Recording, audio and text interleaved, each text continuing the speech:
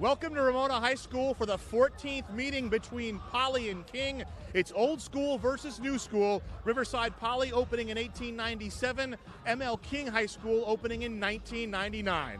My name's Ghazal Hassan. Jeff Gorham alongside as well to bring you this rivalry matchup in the city of Riverside. For the Poly Bears, Jeff, it's bounce back time. They lost 37-0 against Bonita last week. What do they need to do? Well, I'll tell you what, it's a new system. Coach Rice has got these guys playing a different brand of football.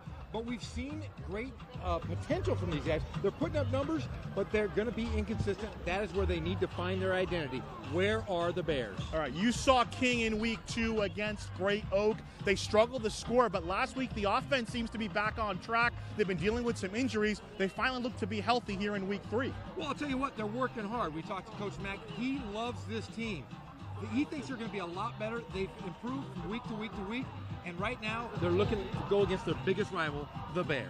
Okay, it's a rivalry renewed here at Ramona High School. King and Poly coming up next. CIF High School Football Game of the Week on Riverside TV.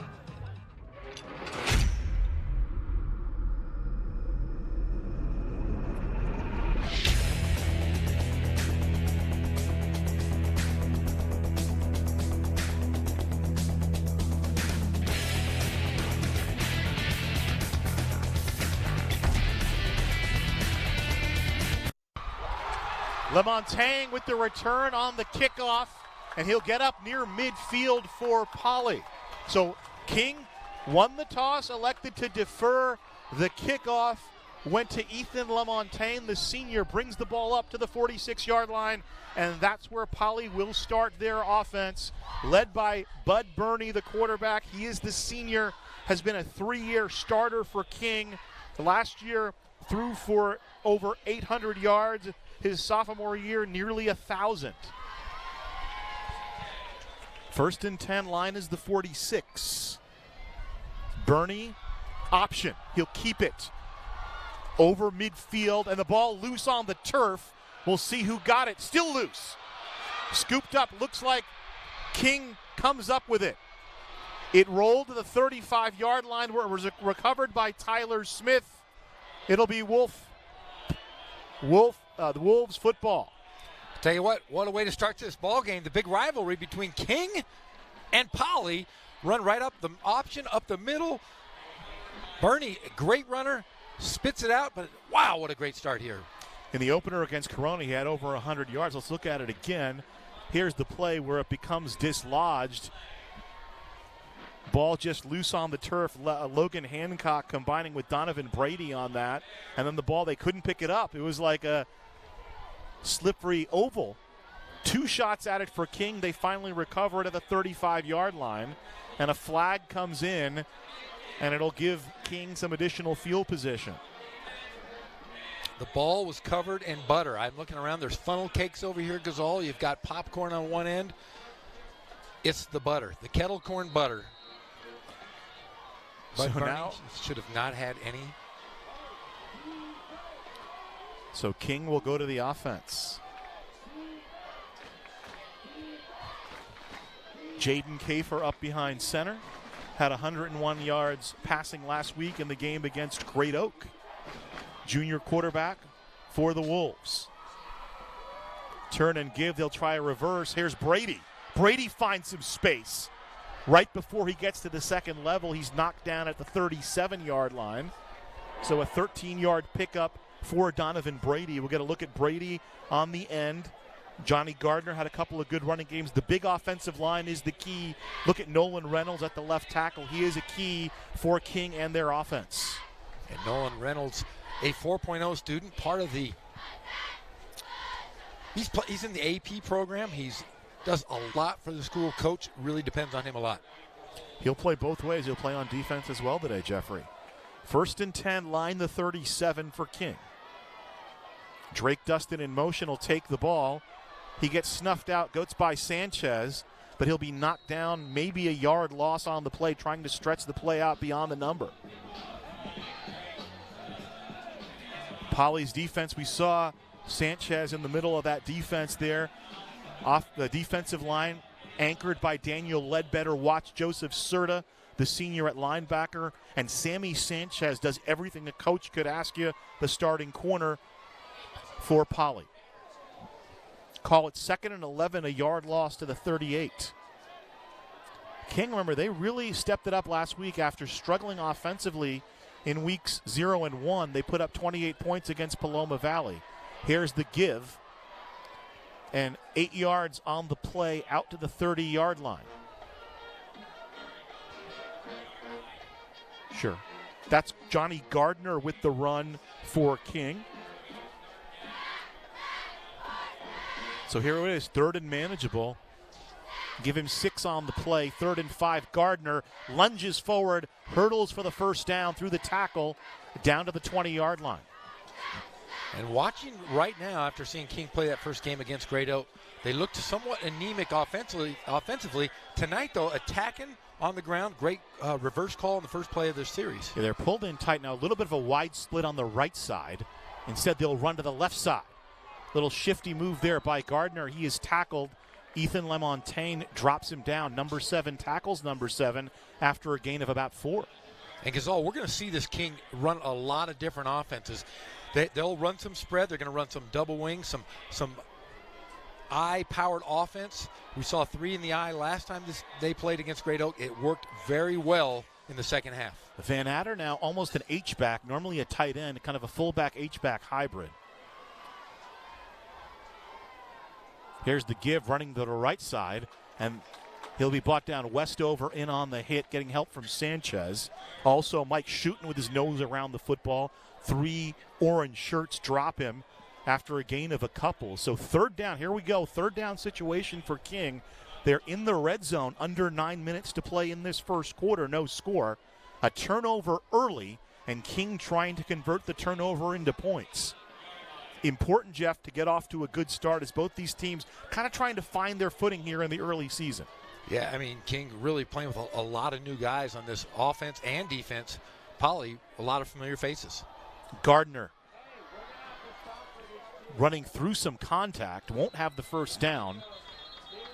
He's swarmed just about the 15-yard line. Now here's decision time now for Pat McCarthy.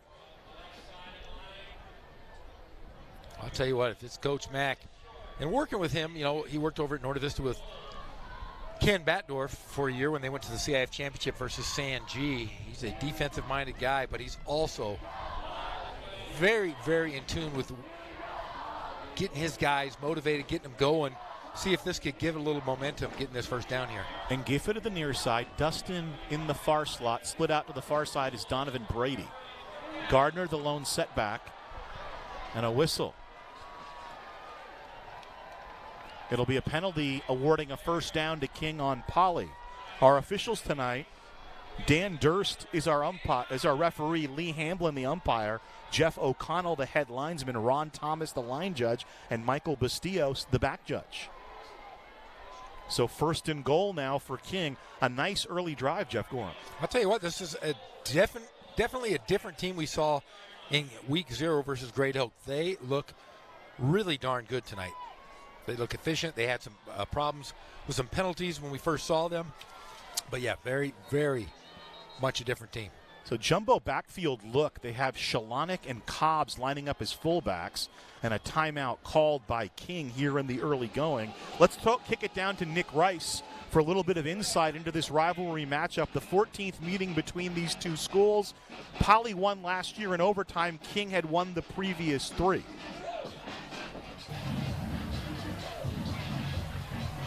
Yeah, thanks, Gazal. For King High School, their head coach, Pat McCarthy, is one of the most decorated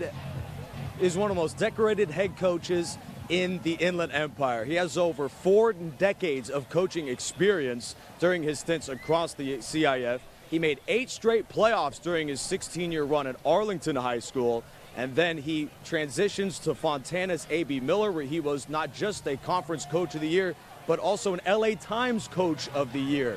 Then at King, in his first season for the Wolves, he makes the playoffs, struggling this year at 0-3, but King with a win tonight against rival Riverside Poly could get back on track to what they hope is another playoff run. Guys, back to you. Here's the give up the middle, driving, but then pushed back Pruitt in on the hit. Shalonik with the carry for King. It'll be 2nd and goal. Now, I'm talking about that coaching tree. You know, he's part of the Dick Pruitt coaching tree right, at Frohigh. Right. You've been hanging around Fazio too much. There's a lot of coaches that have come off that coaching tree, playing-wise, guys that have gone into coaching, guys that have been assistants for Coach Pruitt. So, yes, very, very, very large coaching tree. A sycamore. 2nd and goal. Here's the toss. This is Gardner. Gardner looking for some space. Is he in? He is in. Touchdown, King. What a drive by King. They score the turnover, Jeff, and then drive 65 yards. Johnny Gardner puts the coup de grace with a 3-yard run. A great run, and we're starting to see a little bit of, you saw a little spread, then we went to a little double wing action there. Very reminiscent of Norte Vista. In fact, Coach Ken Batdorf has spent a little bit of time with the King Wolves in this season, coming out to practice, hanging out with Coach Mack. You can see a little bit paying off here tonight. Gavin Blumdahl in to try the PAT. And a flag comes in. They'll move it a little bit closer. Mikey Luna in kind of the option quarterback. They brought him into that goal line situation, replacing Coffer.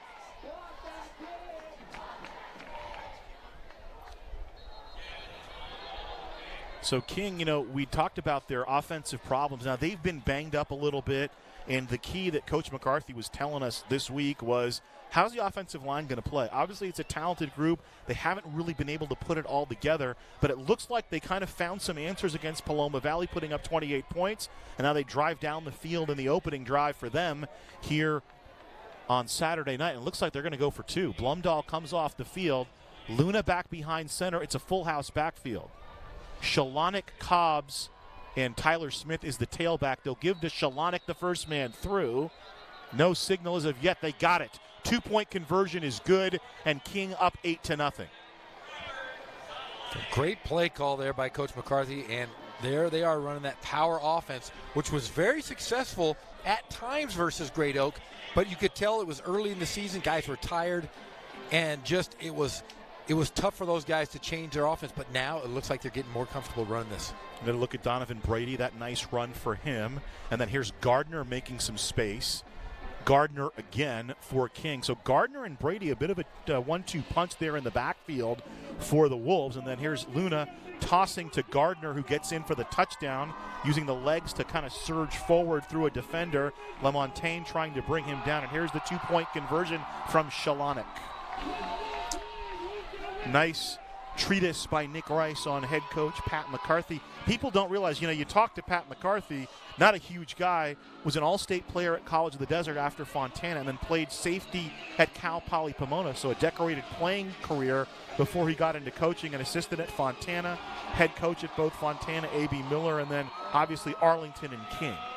Talking about a tough guy, just if you don't know him and you talk to him, he's kind of a scary guy to talk to, but once you get to know him, he's a wonderful man, but tough as nails. There's the pooch kick to the 30. It hits the turf, and it'll be fallen on by Poly. Poly having all kinds of troubles holding on to the football here on their first 2 touches. Brody Brown covered it. He was the man who was trying to catch the pooch kick, and I think that's part of the reason we've seen the pooch kick become extremely prevalent in high school football, Jeff. Yes, and it happens all the time. We saw it last night in the North game. A lot of problems with special teams, and teams can capitalize on it, especially here early on. Bud Burney, looking at his numbers this year, had that big game to start off when they beat Corona, over 100 yards passing and rushing for Burney. 1st and 10, line is the 29 for Poly. Here's the give. Sweeping to the left side is Harrell, and Harrell bumped out of bounds. In there to make the play was Tyler Smith. He'll get about 5 yards on the carry, bringing up 2nd and 5. And I really think that win versus Corona really propelled them, kind of got them going a little bit here early in the season. You beat a Big 8 team. You're playing another one tonight. This could really get the Bears in position to possibly get a good playoff spot. Yeah, their line up front, Alan Amezcua, Hunter Tedford, Willie Jones, Thor Westover, Daniel Ledbetter left to right. A couple of those guys will play both ways. 2nd and 5, here's the give using the middle of the field, and he'll twist forward to the 40, Will Harrell. It'll be a first down for Poly. And, Bill Powell running the offense for Poly. Talked to John Rice earlier this week. They're going to try to run between the tackles. They're going to run some power. They like what Bernie can do throwing the football, but they want to go back to some old school football block and tackle, Jeff. And I'll tell you what, in high school football, it's so successful. A lot of guys try to coach outside of their element. Rice and Powell coach within their element. They're going to coach the way of the guys they have. 1st and 10 from the 40. Here's the throw, nearly intercepted by Tyler Smith. LaMontagne, the intended receiver. That'll be a good matchup on the outside. Ethan LaMontagne, superb athlete for Poly against Tyler Smith, a pretty talented corner for King. Get another look here, Jeff. Here's the play action, and then the quick throw to the outside. Oh, slant route. And Smith was kind of waiting there. LaMontagne a little bit behind the ball. It'll bring up 2nd and 10.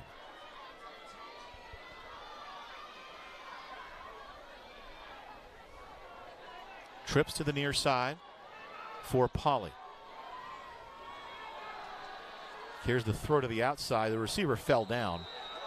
I think Brody Brown was the intended receiver, but he hit the turf, and the ball sailed away incomplete. But talking about both of these coaches, Coach Rice and Coach McCarthy, they're going to coach their offense, their defense, based on the personnel they have. A lot of coaches say, I'm going to run the spread. I'm going to run the spread no matter what I have. These guys can really kind of mold their teams they can run anything. They've been doing it for so long, and it's nice to see guys coach to the personnel they have. Ethan Tiarina split out to the near side for Poly. 3rd down and 10.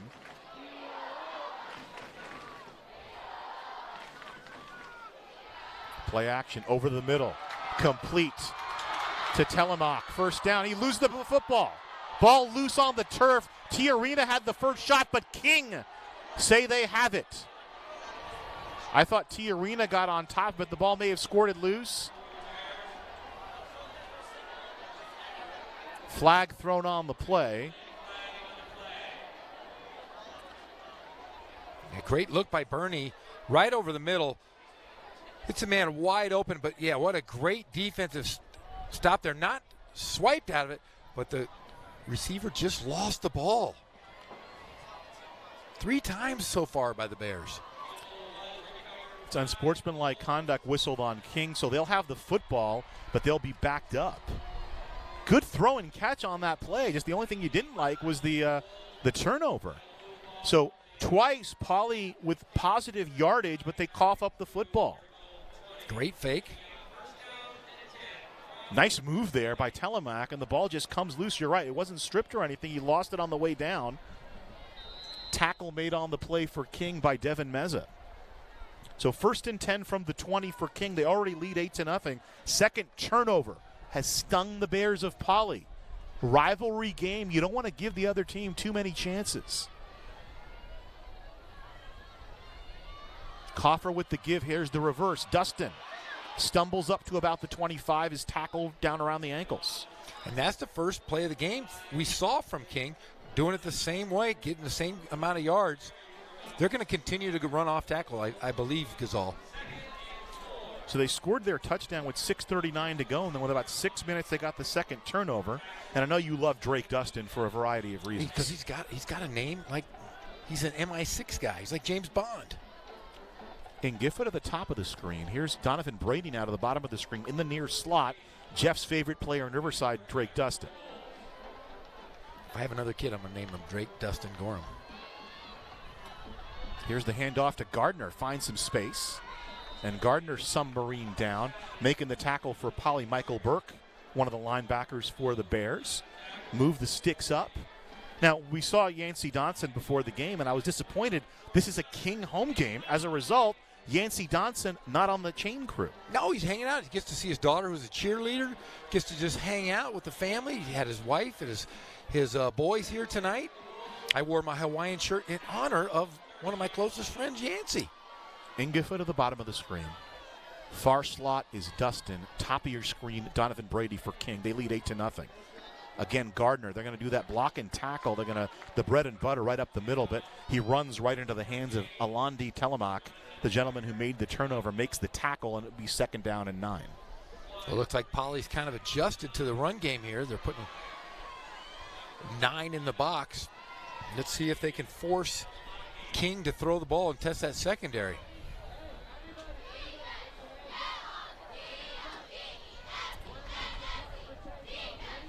So watch Brady. He's split out wide. Split out to the near side, Ingefa. Far slot, Dustin for King.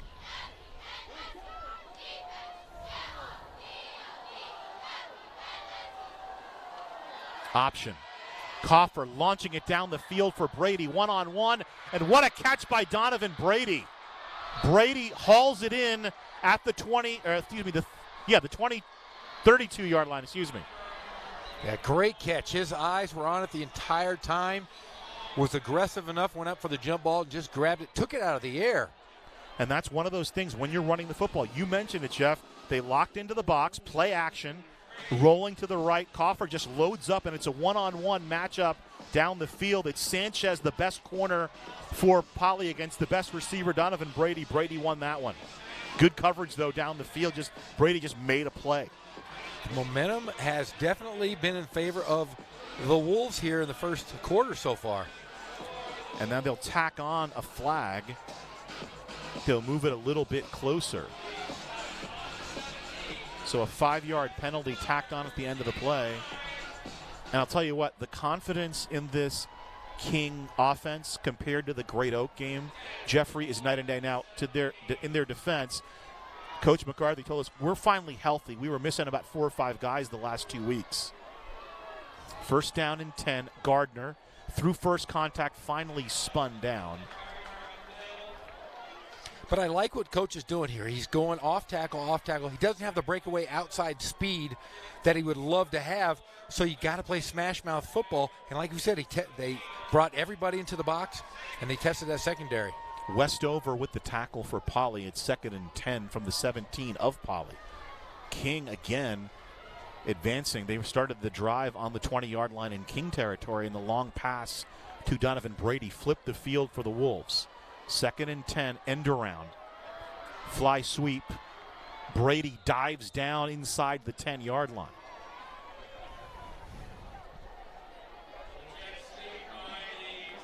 I'll tell you what, Johnny Gardner really blocked there. The running back, as you see, he gets that young man a couple extra yards with a big-time block on the outside. Gets the corner, and then nice kick-out block there. Ball down to the 8-yard line, so a 9-yard pickup. It's 3rd and 1. Brady to the top of your screen. Far slot is Drake Dustin. Ingefa, bottom of your screen for King. Gardner the setback. Flexed out to the right side is Van Adder. 3rd and 1. Gardner dancing, skittering, hurdling, touchdown. Jonathan Gardner with a big block on the last play to get it a couple extra yards. Then takes it himself. Good job by that young man. The Wolves have come to play today. Offense has come to life. In the first 2 games of the year, they scored a measly 6 points. They put up 28 against Paloma Valley last week, and now with 2 minutes or so left in the first quarter, they're already up 14-0. And here's Blumdahl on to try the PAT. Make it 15. I spoke too soon. Skipped it again to the outside. We'll go to that last drive. Nice completion. Here's the turnover for Poly. The ball comes loose on his way down, recovered by King. They had a penalty which put him back on the 20-yard line. Here's the reverse, the inside run by Dustin. And then keeping it on the ground with Gardner between the tackles. And here's the play that flipped it. Coffer lines it up, and he's got Brady down the field one-on-one with Sanchez. And that put them in business. Gardner, another nice run for King into the end zone. 2nd touchdown of the evening for young Johnny Gardner. So 14-0 is the PAT, no good wide right. I'll tell you what, the Wolves really controlled the clock here based on Poly's turnovers. We have yet to see Poly kind of get in any kind of rhythm offensively. And defensively, they've been on the field the whole time. They've got to be a little tired here. It's warm on a Saturday night. What are guys doing during the day? That's the big question. Tough time to play on Saturday. So far, King looks like they came ready. Yeah, they're probably chilling, watching a little college football, getting mentally prepared for this one. Playing some Mario Brothers, eating donuts. That's what I was doing. T Arena and LeMontagne back deep, but they're going to kick it short. It'll be down inside the 30. They go right at Brody Brown again. Brody Brown with the catching the pooch kick. It'll be 1st and 10. So Poly offense, they've moved the ball, but they've turned the ball over twice. So 2 turnovers here early, both converted into touchdowns by King, Jeff Gorham. Yeah, and that's really, you can't be any happier with the King defense or the King offense. I mean, Poly's really kind of just giving them the ball. We've got to see something from Poly. They've got to hold on to that football. No reason to panic, just a 14-0 lead, and if Poly can sustain a drive, they can get right back in this one. It's a little bit of a switch on the line for Poly. Here's the give. Here's Harrell right up the middle. Harrell's got some space. He'll finally be taken down just over the 45-yard line. Ingefa was the first player to him. Helping him finish over the top was Jason Cobbs. The pickup of 16 yards out to the 46.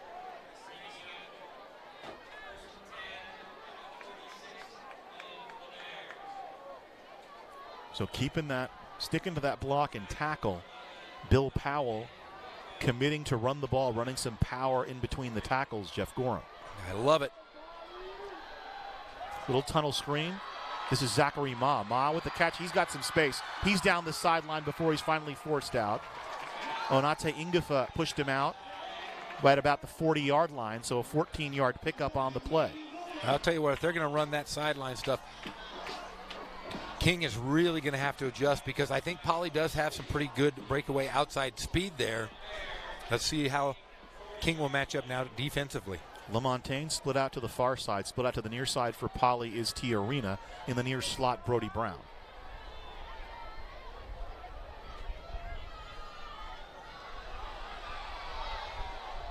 Here's Harrell. And he's swamped in the backfield. Instead, that was the option, and they got Bernie. 3 blue shirts were around. Van Adder was there, as was Nolan Reynolds. Nose around the football to make it a 2nd down.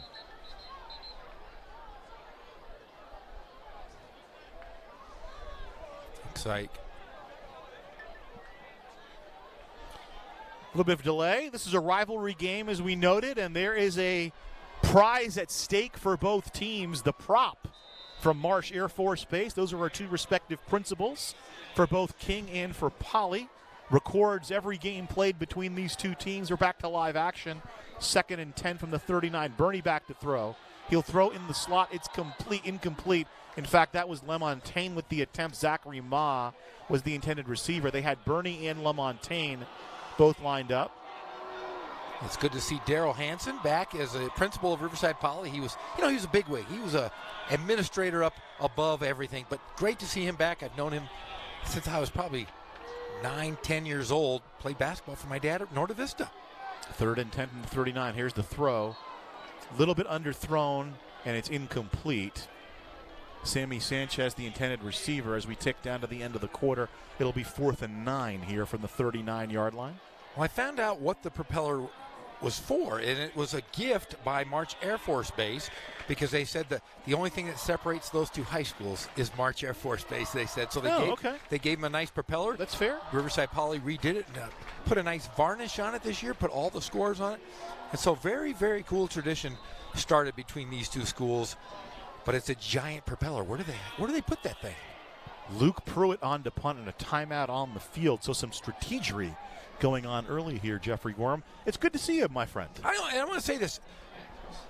It is great to have you back in the booth. I've missed you. You're like my big brother when it comes to broadcasting. Thank you. That's flattering that you would say that. Even though I think you might be younger than me, I look at you like a big brother. And I love working with you. And I was so happy. I got to work with the great John Ramey last night, the North game. And tonight I get to work with my all-time favorite. And we got a few games left. And listen, I want to give kudos to Nick Rice doing a fantastic job on the play-by-play side. Cullen Holt did a yeoman's work one day as well. So, Riverside TV's been great to me. Obviously, I love, doing anything that I can do for them. I'll have a couple of more games with the RCC coming up on the season. It's always fun to work with you, Jeff. The privilege is mine, obviously, to work with the great crew here, Scott Brocious and his crew, and then obviously guys like yourself. Well, it's always fun. You and I, we cross paths during the basketball season quite a bit, but can't wait. My favorite time of the year, though, is working football. with the legendary Ghazal Hassan, who's on the top 10 list. We're going to have to talk about that, my friend. Here's Pruitt, and now they actually flex out of it, and LaMontagne goes back to take a snap, and we get a offside mark against King. So now Poly gets a little bit closer. Instead of being 4th and 9, it's 4th and 5. You stumble into the neutral zone, and then there was movement on the Poly side, but the foul assessed on the Wolves. So Ethan LaMontagne has taken over behind center. Bud Burney, I don't know if it's an injury situation or what the deal is with Burney, but he is not playing quarterback right now. 4th and 4 from the 35. Rolling right, throwing down the field. He's got a man, and it's complete. Touchdown.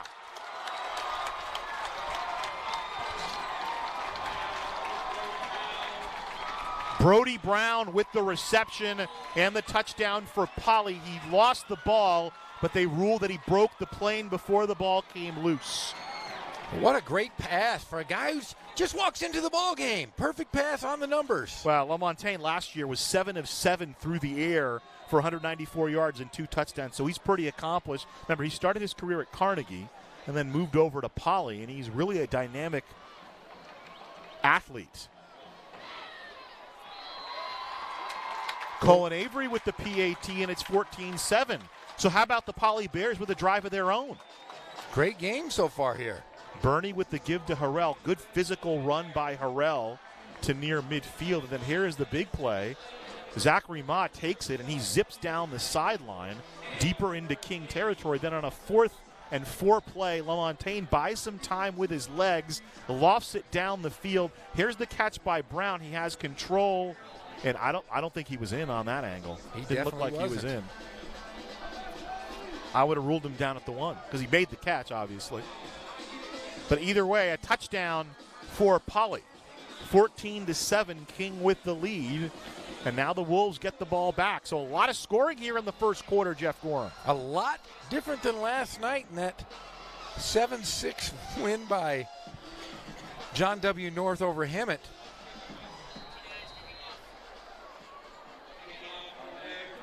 I'm a guy that likes offense. I already have more points.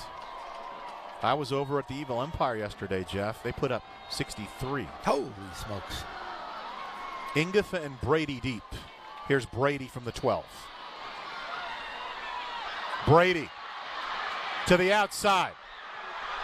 Brady angling, cuts back in, and he'll be ruled out of bounds at the 38-yard line. So a 50-yard kickoff return by Donovan Brady. Coach McCarthy was telling us how dynamic this young man is. Yeah, he's talked about athlete for athlete better than anybody he's seen in a while. And we just saw in that play, ran right by everybody. Great breakaway speed. Got that one block, got through that little bit of a wedge, and then it was a foot race. And just the angle was what got the best of him. Finally, Colin Tormey was able to push him out of bounds. They ruled him at the 36, and that'll be 1st and 10 King. So 2 turnovers, then a big kickoff return. Very good field position for the Wolves.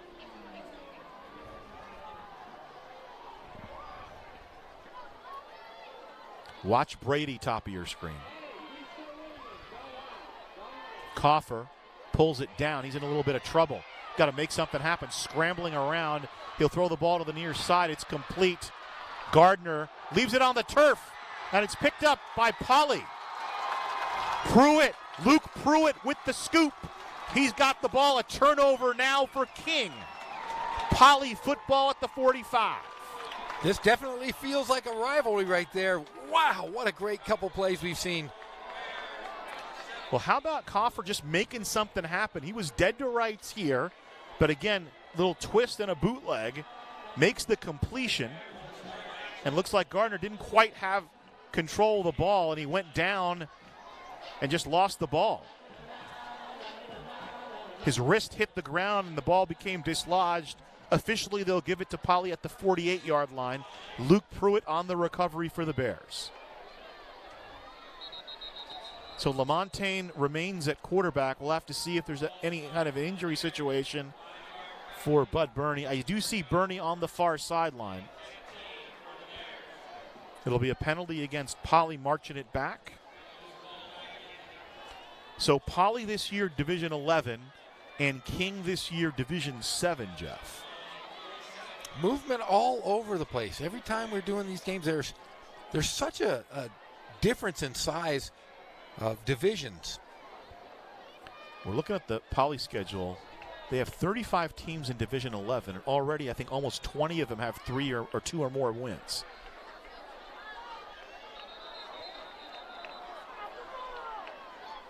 They're going to say false start on Poly, so we'll back them up 5 more.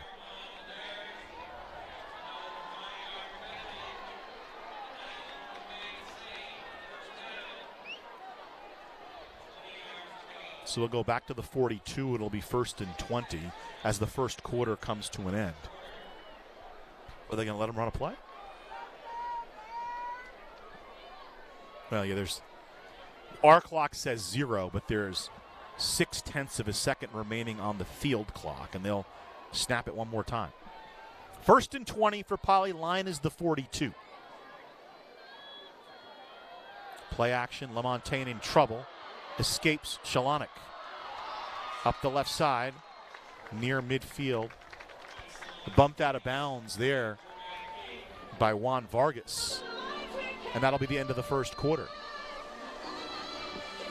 So at the end of the first quarter, it's a 14-7 lead for King over Poly. And we'll go down to the field and Nick Rice. Thanks, Gazal. So King High School throughout the course of the season has steadily improved their offense. They had their best scoring game of the year last week and their largest lead of the season earlier in this quarter before the Brody Brown touchdown. So this team is looking very strong offensively. And going to the boundary, Pat McCarthy focused strictly on the offense. The whole first quarter, the method was the offensive blocking and that front 5. And just to say this offense in the first 12 minutes, they've looked as good as they ever have all season. Back to you guys. Good job, Nick. The big boys up front, Nolan Reynolds, Juan Vargas, Max Whitehead, David Yorkman, and Nathan Hall, the center. They've just been doing a fantastic job.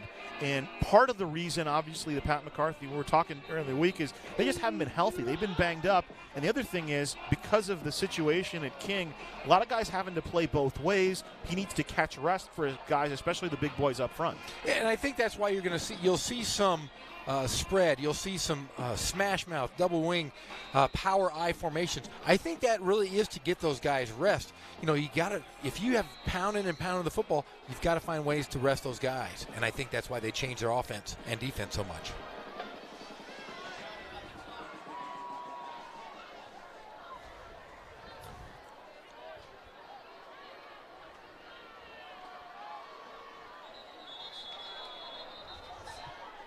So it's second down and a flag comes in. So I guess they ruled LaMontagne was out of bounds. And a false start called on Poly. Maybe, I don't know how many reps LaMontagne has gotten in practice at quarterback. That might be an issue in terms of the snap count, since the team isn't used to hearing him holler the cadence. Trips to the top of the screen for Poly. Sanchez split out to the bottom of your screen. Second down and long. Pressure. LaMontagne, he's wrapped down around the ankles. Trying to escape, but he'll be taken down by Cobbs, and he'll get up to the 41-yard line, bringing up a third down.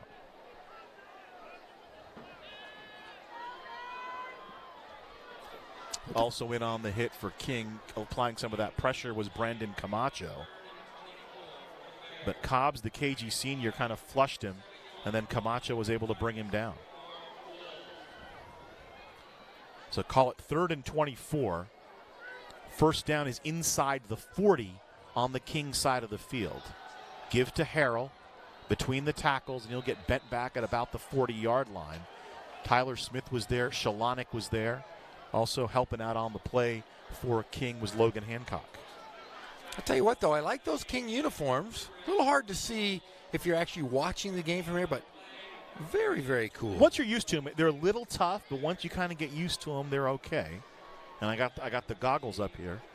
So under 11 minutes to play in the second quarter, a 14-7 lead for King, and they stop the Bears. And now a punt Zuniga to kick it away. Donovan Brady back to receive. Good kick. It'll turn over. It'll bounce just outside the 20-yard line and go out of bounds. So a pretty good kick there. Just bounce out of bounds of the 21. 39-yard kick, no return. Hey, you know what's back? What's back? It used to be the Mariachi Festival, but now it has returned under their new name.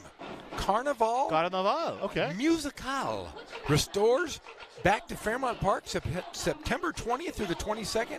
For tickets and more information, call 826-2000 or eventbrite.com. Eventbrite.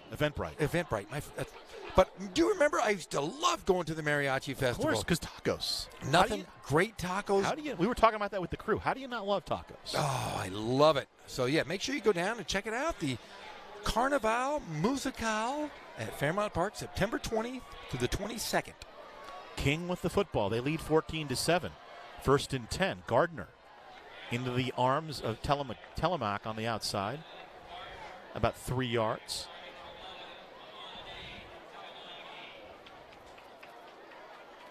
So Telemac with the tackle, and it's a 2nd and 7.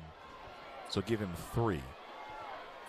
2 impressive drives for King, 165 and 180, both after turnovers. Take this 14-0 lead, and then Poly has responded with a touchdown to make it 14-7 late in the first quarter. King looking for their first win on the season. In fact, looking for their first win since back in 2017. Here's the reverse. Here's Donovan Brady. Brady to the outside. He's got some space. To midfield. Cuts back inside, and he'll be ridden down inside the 40-yard line. And now a flag will come in. They'll tack more on. He was ruled out at the 39. Yeah, great run by Brady. And I'll tell you what, there's a little bit of anger. Have we seen a couple flags outside the field? You know, you get keyed up for a rivalry game to begin with, and just the frustration of these young Wolves who have not won a game, I believe, since September of 2017. It's been a tough go for them. But like Coach Mack said, he loves his guys. They practice hard every day. Nobody gives up. It's fun to see that play. See them playing at this level against a very good Poly team. So a personal foul will move the ball to the 21-yard line.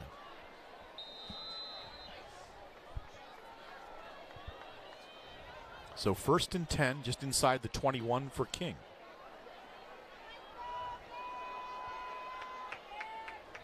So a nearly 40-yard run by Donovan Brady, and then they'll add some distance onto it.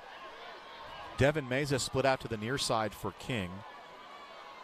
Onata Ingafa to the top of the screen. Flexed into the slot is Drake Dustin.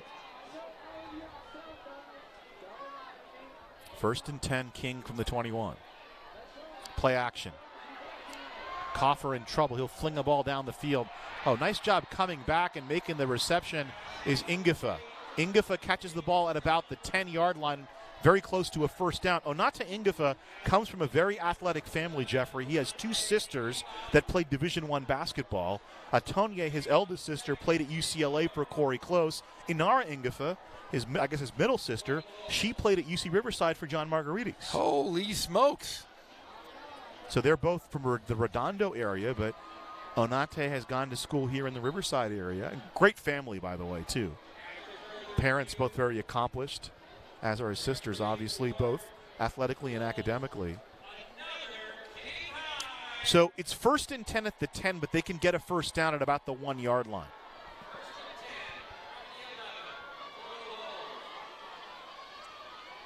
Toss, Gardner cuts inside, good tackle. Standing him up there, Ethan LaMontagne. Is there anything he can't do? He is all over the place. He can catch the ball, he can throw the ball, he can return kicks, and now here he's defending. So 2nd down, clock continues to tick. 14-7, King over Poly. Rivalry Saturday. Thanks for joining us. I'm here. Jeff Gorham's here. Nick Rice is here. We're glad you're here. Oh, and I forgot to mention our award-winning Riverside TV crew. The best crew in the world. Except for one of them. We can't say which one. Well, I won't say which one unless you force me. Here's Luna in at quarterback. Dropping back, bearing down on him is Pruitt. He'll throw the ball to the corner, and it's going to be incomplete. We're kind of in a blind spot here. Yeah, the principal's in the way. Daryl Hansen. Blumdahl, the intended receiver. It'll be a third down coming up. It's always nice when you can blame the principal for something. He was in the way. Michael West, the principal at King. I got to meet him because Great guy. two of his sons play baseball. One of his sons, Kevin West, a pitcher for UC Riverside baseball, and then his younger son, Brian, will start in the fall, actually getting ready to go to school in a couple weeks. He's an outfielder, first baseman, pretty good bat for Troy Percival. I first met Mr. West when he was the principal at Harupa Valley. Did a great job over there. Whenever I think of principals, Jeff, I think of the great Morgan Freeman movie, Lean on Me. Great movie. We don't want a good principal. We want Mr. Clark. If you were a principal, they would feel that way about you. Yes. So a penalty has taken the ball back to the 20, and a timeout called by the Wolves here in the second quarter. 7:43 to play. It's 14-7. King, and you know, the cool thing about rivalries is it's fun. We already showed the prop, the Marsh Air Force Base prop, which was given to the schools. We get a look at the Poly Huddle. John Rice, the head coach, the Shakespearean scholar. He was formerly head coach over at John W. North. Then he spent a year at St. John Bosco coaching the linebackers under Jason Negro. Said he learned a lot at St. John Bosco. The last 2 years, defensive coordinator for Poly under Derek DeWitt. He's now the head coach, still running the defense, also the head coach now for the Poly Bears. And then he has this guy, my mortal enemy. Who's that? Mike Stauffer. Oh, Stauffer's still around? Stauffer's that guy standing right next to Rice. He is my mortal enemy. But Anybody I figured that knows him? See, I figured with your connections, you could probably disappear him, right? Yeah, you know what? I'm telling you, he was very close. There's been many times where he and I have not seen eye to eye. People don't. Jeff, you're a really nice guy. No. For somebody to be your mortal enemy, they had to have done something pretty serious. That guy, I'll tell you what, every time I see him, we just lock eyes. He's a mean guy. Stauffer, great football coach, though. 2nd and 20 for King. Play action. Here comes pressure. He'll launch it down the field. In the middle of the field, incomplete. A massive humanity there. Looks like Blumdahl, again, the intended receiver. And a little bit slow to get up for Poly. Seth Garcia, who's back there in coverage. He's still down. Hopefully nothing too serious. Maybe just the wind knocked out of him.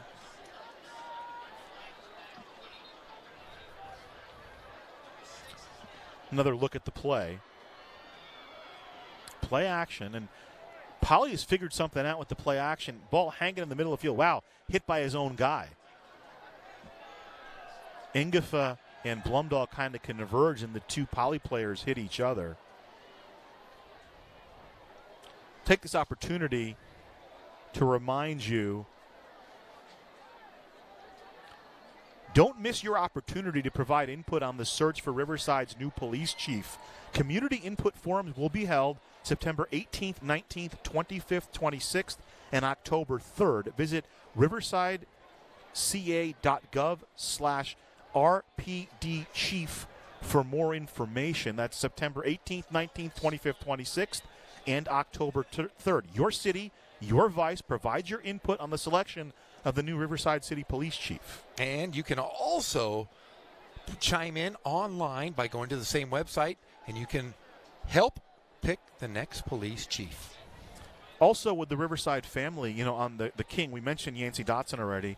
Yancey Dotson not on the chain gang because it's a King home game, but one of the guys on the chain gang for King is a gentleman named Tim Roach. He's a producer for Riverside TV, produces the show A Good Life. A Good Life spotlights Riversiders who have made a significant impact for the city. You can check out Good Life on the YouTube channel, the City of Riverside YouTube channel, and a hearty applause for Seth Garcia, who gets up and is walking off under his own power. Always good to see that. Yes, as long as he's not carted off the field, it always hopes that there he is. There's our guy right there with the thumbs up. Tim Roach, good to see you. Roach. Maybe we'll have Nick Rice talk to him, get some insight on the show. I mean, you're a Riverside that's made an impact on the community. Why not bring Jeff Gorham on? I'm ready.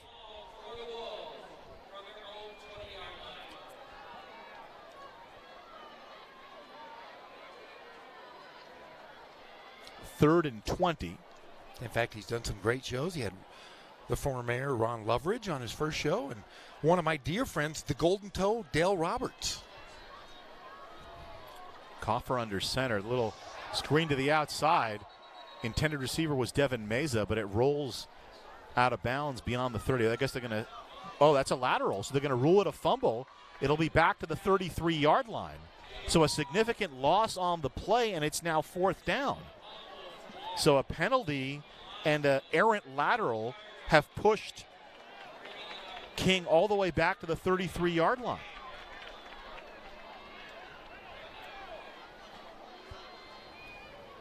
And they're going to keep the offense on the field. So Pat McCarthy, who runs the offense, is going to spin that roulette wheel. Ingifa split out to the near side. Brady to his left, and then Dustin flexed out, all on the near side of the screen. Here comes the jailbreak. Coffer steps up playing Flan Tarkenton, loses the football. It doesn't matter. It's 4th down. It'll be Poly football either way, and the Poly defense comes up with a stand. They'll take over at the 34-yard line. I'll tell you what, great blitz showing there. And like you said, a la Fran Tarkenton right there. Kind of dated myself there. I was watching Georgia play Arkansas State earlier. My guy Matt Stoltz is the play-by-play guy for Arkansas State, so I had to show some love, you know. Coffer flushed out. Led better with the early pressure, and the ball's knocked away. Looked like Angel Sanchez was the one who got his hand on the football. It'll be 1st and 10 Poly from the 35. 14-7 King. Give to Harrell, right up the gut. Rides right into Logan Hancock's hands. Gets a decent gain on 1st down, about 4.5. It'll bring up 2nd and 6. Hancock missed the last 2 games with an injury. Harrell was questionable. It was touch and go coming into play today. Had 73 yards in week 1 against Corona. When we talked to John Rice on Tuesday, he thought Joseph Serta may have to start at running back, but Harrell looks to be fine. 2nd and 6. Here's the play action, and not fooling anybody. Maybe back to the line of scrimmage. Shalonik in on the hit. He got some help from Chase Shackelford for King. So Bernie back in at quarterback. They had LaMontagne run a couple of series. Now, the trend now seems to be to play multiple quarterbacks. I did a game yesterday, Centennial and Liberty of Henderson, Nevada. Both teams played 3 quarterbacks. You know, Matt Logan for years has played 2. He's playing 3 this year, Jeff. He's evil, you know. He's the Sith I Lord. mentioned he was a Sith Lord a couple times Did yesterday. you? I didn't give you credit, though. I should have. I'm sorry. That's okay. That's my bad. You came up with that. 3rd and 5 for Poly from the 40. Pruitt into motion. Here's the throw. Complete to Zach Ma. He's got a 1st down. Ma to the 48-yard line. Combining on the coverage for King. Logan Hancock got there. Helping him out was Matthew Tyndall. So the sticks move up for the Bears of Poly. They trail 14-7. They fell behind 14-0. A couple of turnovers converted by King. But Poly, the defense has stepped up. They've done a lot of blitzing, and now the offense seemingly finding its rhythm here in the 2nd quarter. Yeah, they couldn't find it in the first because they didn't have the ball long enough. LaMontagne split to the near side, trips to the far side. Pruitt is the lone setback. Bernie, quick throw, slant route. In and out of the hands of Zach Ma. Over the top on the coverage was Onate Ingifa.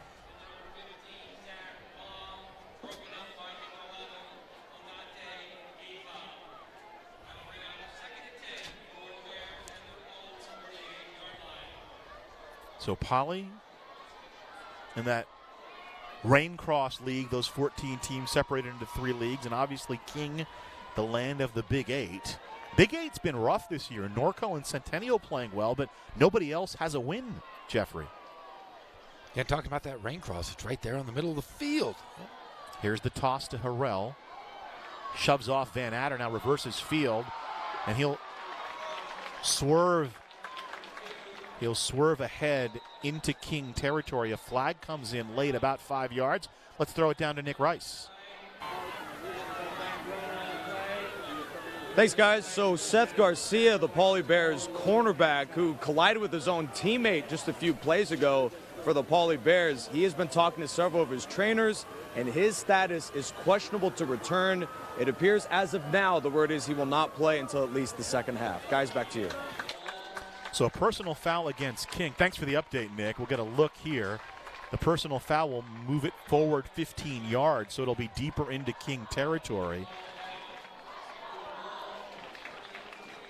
So the Wolves 32 it goes, and now here's Poly with an opportunity to tie. King came out like a house of fire. They've cooled off a little bit.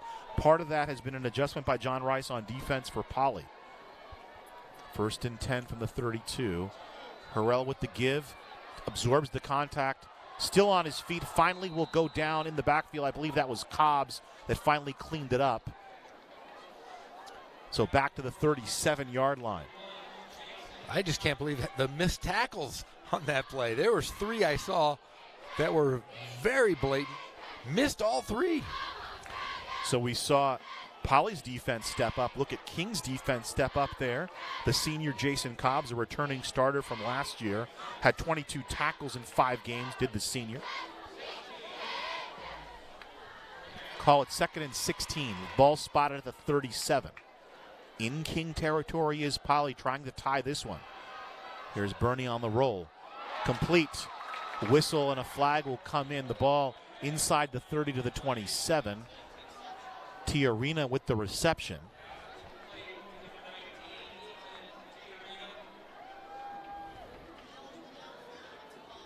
And so the play is going to come back. Ineligible man downfield for the Bears. Dan Durst gives us the skinny. So they'll march it back to the 30 from the 37. They'll march it back 5 yards. It'll be 2nd and 21 for Poly from the King 42. Got any good updates, Jeff Gorham? I have no updates for. Well, nobody's playing. That's right. It's Nobody's Saturday. playing. I know that our guy Pep Fernandez is calling the San Bernardino Valley game. It's probably going to be about a 4-hour game. From the 42, 2nd and 21 for Poly, trying to tie this game. Bernie loads it up. It's complete. LaMontagne will dance into the end zone for a touchdown. 42 yards from Bernie to Ethan LaMontagne, and the Bears are an extra point away from tying this one. He's done it all so far. He can throw, he can catch, he can run, he can tackle. So he's thrown a touchdown pass, and he's caught one.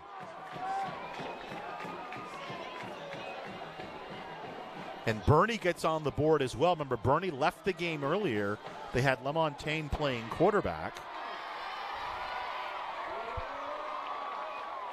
And here's LaMontagne off the snap, throwing to the end zone, incomplete.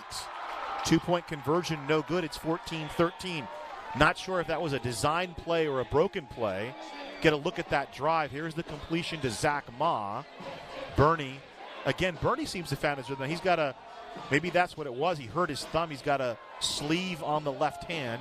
Harrell with some tough running. Remember, they added 15 to this one on a personal foul.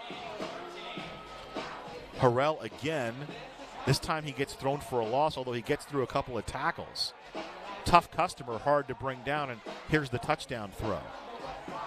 Quick strike to LaMontagne, parts the defenders, and he's into the end zone. Touchdown Poly, and then they missed the 2-point conversion. 3:03 to play in the first half, so King with another opportunity. Remember, King won the toss and elected to defer. They'll get the ball to start the second half, and timeout Poly.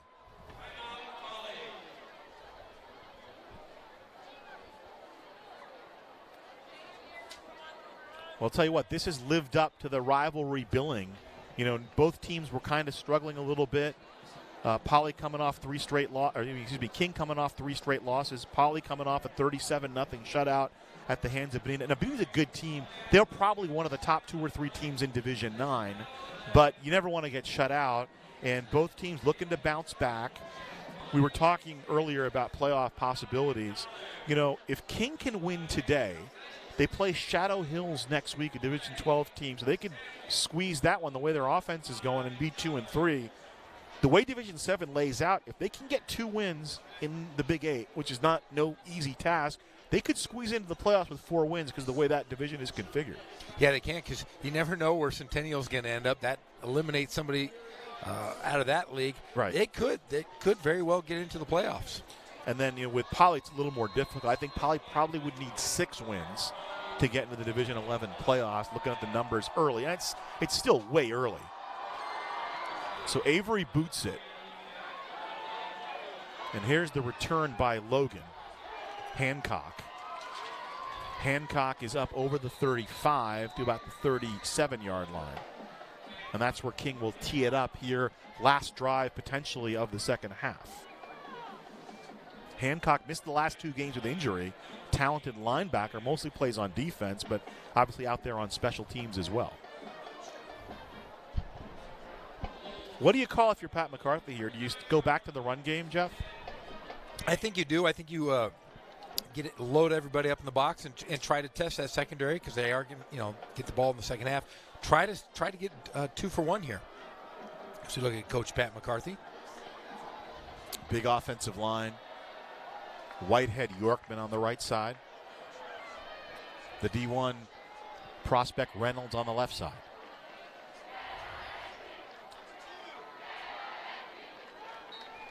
Donovan Brady hurdles over the 40, about the 39-yard line.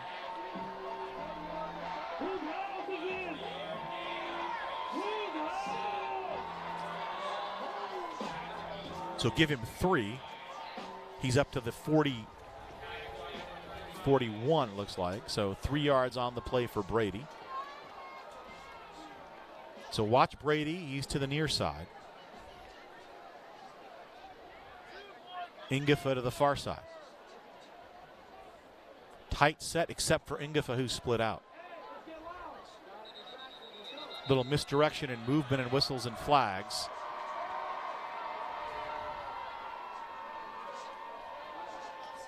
Let's see what Don Durst has to say.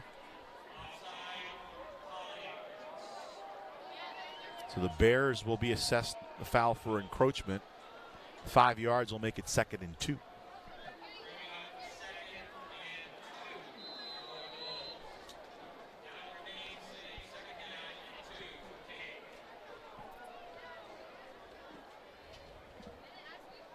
Tick down under 2 minutes to play in the first half. King 14, Poly 7. Rivalry renewed. 14th meeting between these two teams. The oldest school in Riverside and the newest school, well, at least in the RUSD.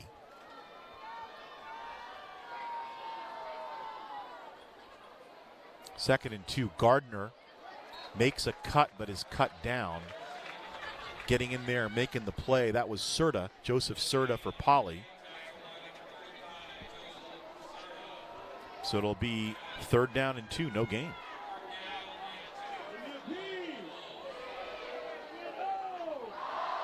We got Wolves, we got Bears, we got a prop at stake, Jeff Gorham. I saw you riding the bear earlier. I can't wait, yeah.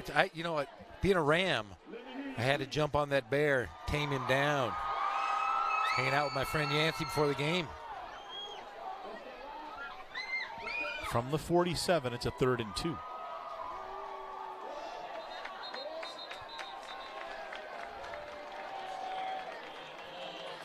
And I think that was just Gardner kind of losing his balance. It'll be assessed a false start. They'll back it off against King. A lot of penalties tonight. You guys had a lot of penalties last night, too. I have never seen that many penalties ever called in a high school game that I saw last night. It was pretty brutal to watch at times. There was, believe there was 3 touchdowns were called back for penalties.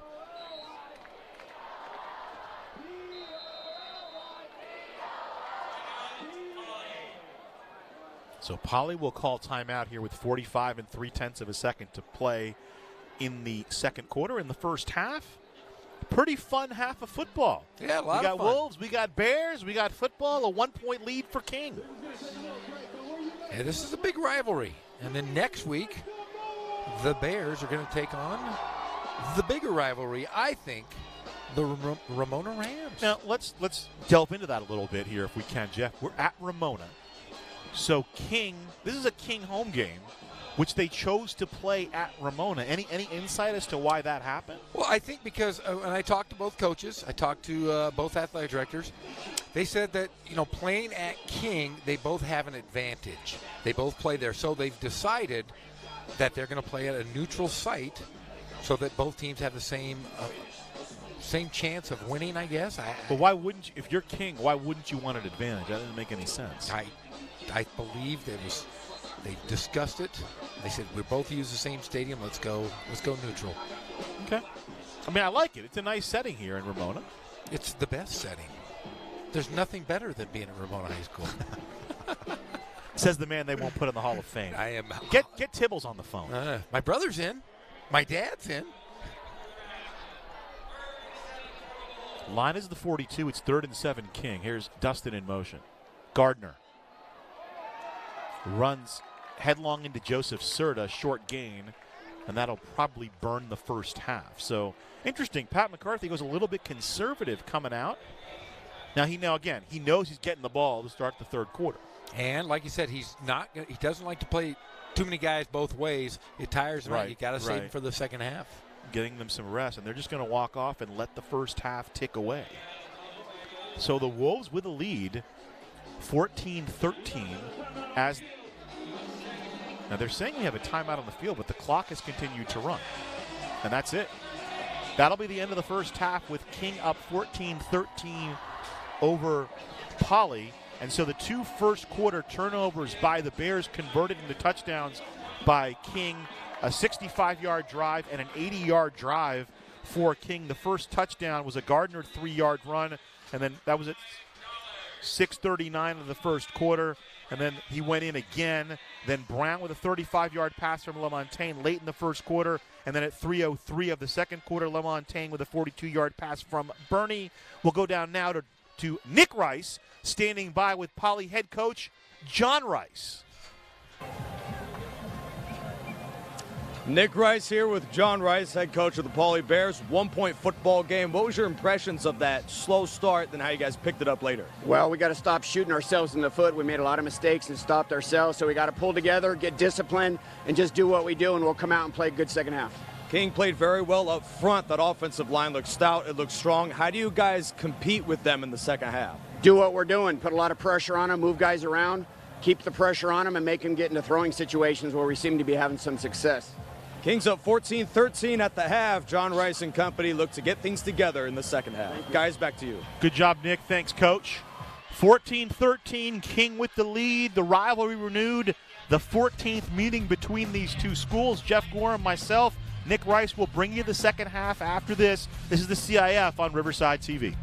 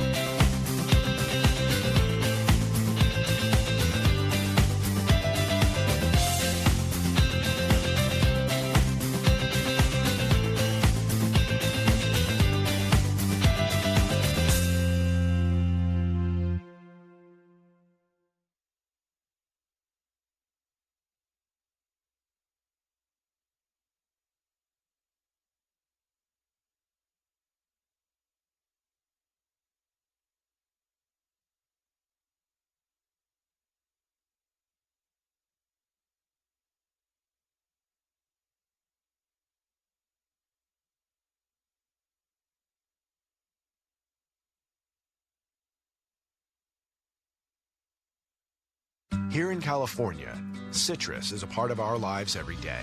But what if it all just disappeared? A devastating plant disease called Huanglongbing, or HLB, spread by the Asian citrus psyllid, is fatal for citrus trees, and it might be found in your own backyard. That's why it's important that we all do our part to keep California's citrus safe. Don't let California's citrus disappear. Visit CaliforniaCitrusThreat.org to learn more.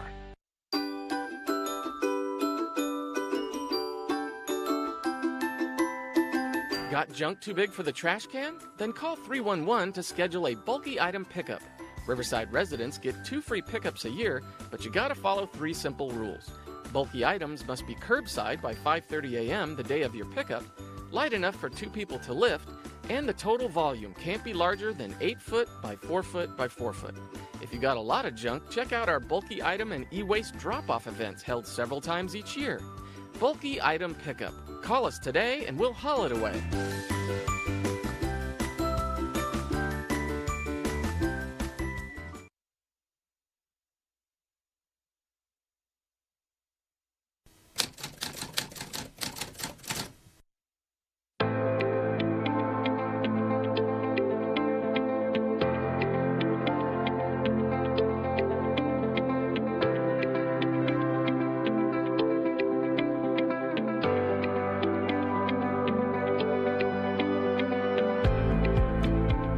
I'm a police officer pilot. I've been with the city for a little over 10 years. I've always loved aviation and I've always loved law enforcement, so to be able to combine the two together, two of the things that I love the most. I've got experience in the background in law enforcement, so to couple that with aviation and fly every day and still do police work, that's why I'm out here.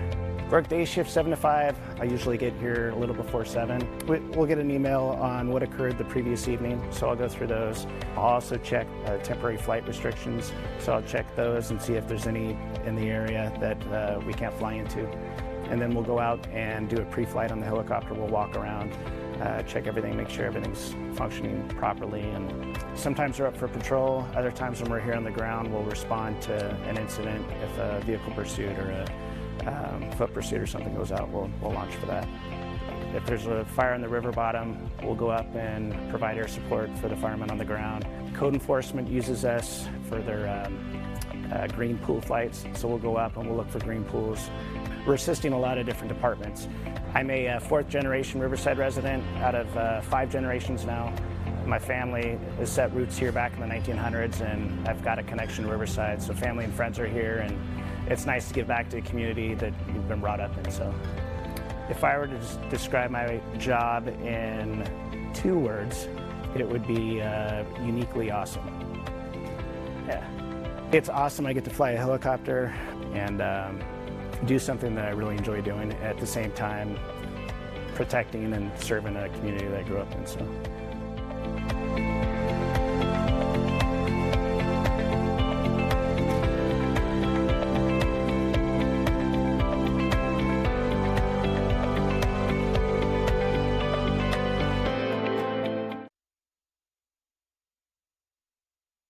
Los Novios is a Mexican market located on Main Street, not far from downtown Riverside.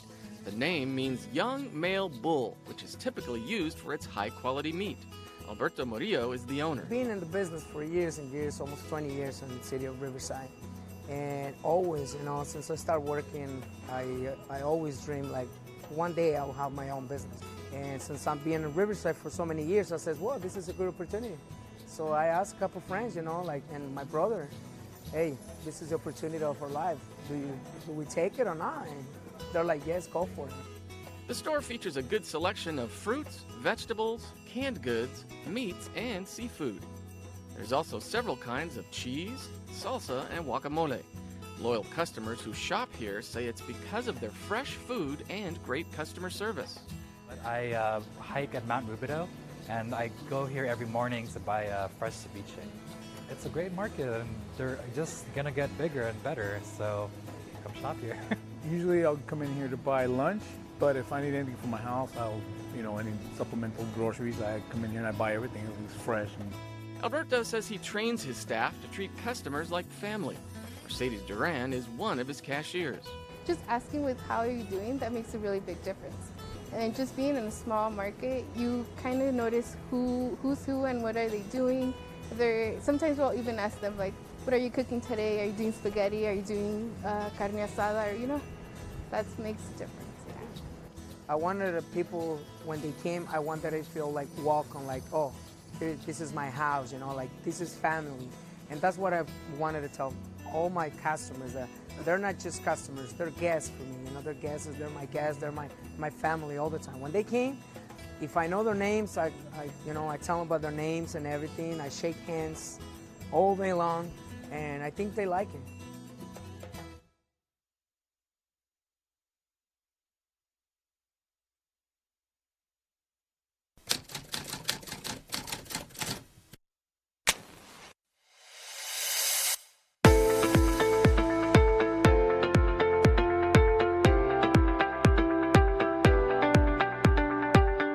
My name's Lovey Jung, and I work for the City of Riverside Fire Department. I've been here for about 7 years now, and I'm a firefighter paramedic on Engine 1. When I was younger, I actually wanted to be a firefighter, but I ended up getting sidetracked and went and played softball for the Olympic team in 2004 and 2008, and when I retired in 2009, that's when I decided I wanted to switch over to become a firefighter. Usually when I come in, the first thing I do is I check my personal protective equipment, and then I'll also check the medical equipment. Being a paramedic, I have to make sure all my medications are there and that my equipment's working properly so that when we go on a scene to a medical aid that everything's in working form and that we're professional on scene. If I were to describe my job in one word, it would be adventurous. Every day is different from day to day, depending on the training or the type of calls that we run. You know, some days we might go on more DUIs, or some days we might go on more traffic accidents. So every day that I come to work is going to be completely different from the day before and the next day. I get to work with a group of people that I enjoy working with and having that camaraderie that I missed from being an athlete. But now, being a mom, I want to be that role model for my daughter to, show her you can be independent and you can have a job that you want to work in, whether it's a male-dominated career or not. And I want her to understand that as she grows up.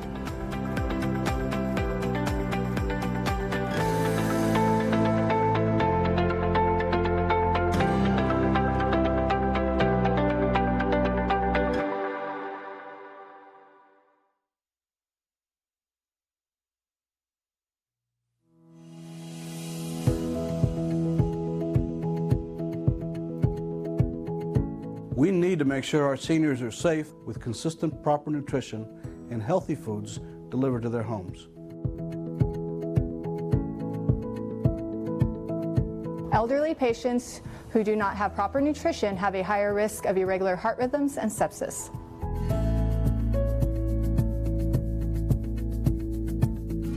Riverside's Meals on Wheels program can always use your help. If you can volunteer or donate, you can visit our website and get more information how you can participate, and we thank you.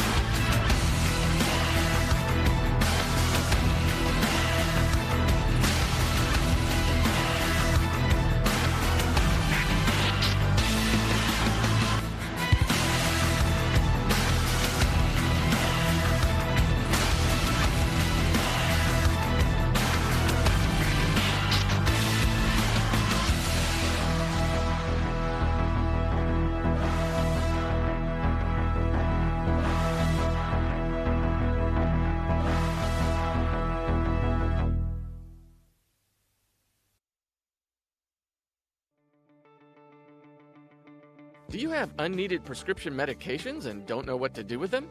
CVS Pharmacy and the Riverside Police Department have a safe and secure drop box located inside the Magnolia Police Station. This free and anonymous service keeps dangerous prescriptions out of the hands of children and abusers while protecting the environment through proper disposal. Most over-the-counter and prescription medications are safe to drop off, however there are some restrictions. Items such as thermometers, inhalers, aerosol cans, ointments, lotions or liquids, and needles and sharps must be disposed of elsewhere. And please, residential clients only. This service is not for businesses to dispose of their medical waste. Help the City of Riverside keep dangerous prescriptions out of the hands of children and abusers by disposing your unneeded drugs in a safe, secure, and environmentally friendly way.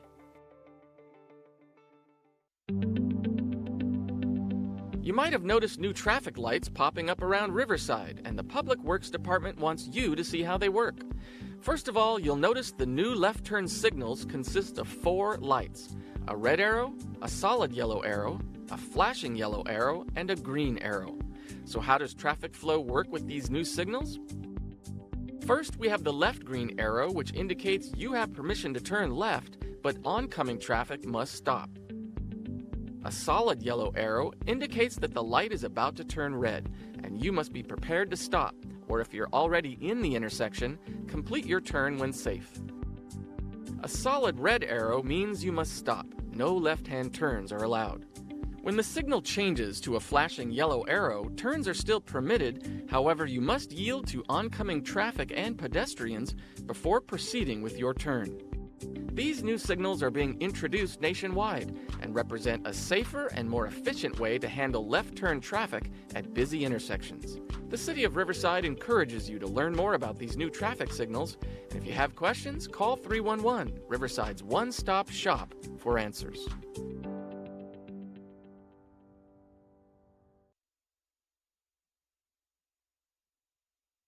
The City of Riverside has launched Riverside Alert, a mass notification service that allows emergency crews to alert you in the case of an emergency, potential hazard, or safety concern that may directly affect you. When you sign up, you'll receive a message on the voice or text communication method of your choosing. Here's how it works. Begin by creating an account on riversidealert.com. Once you've entered your information, you'll be listed to receive alerts. All information you provide will be kept strictly confidential. Riverside Alert allows you to confirm that you've received an alert to prevent the same alert from coming through again. You can also choose to receive notifications about events that may affect you or your loved one's workplace, home, school, and more. Go to riversidealert.com and sign up today.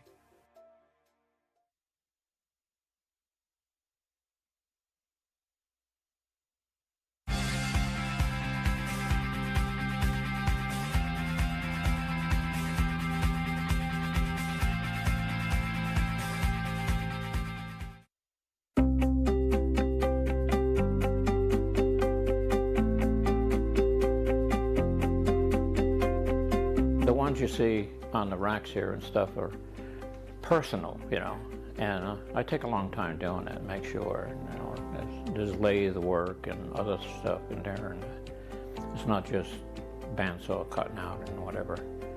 These things, it takes 3 or 4 days at a time to make one, and with the train it took probably a week.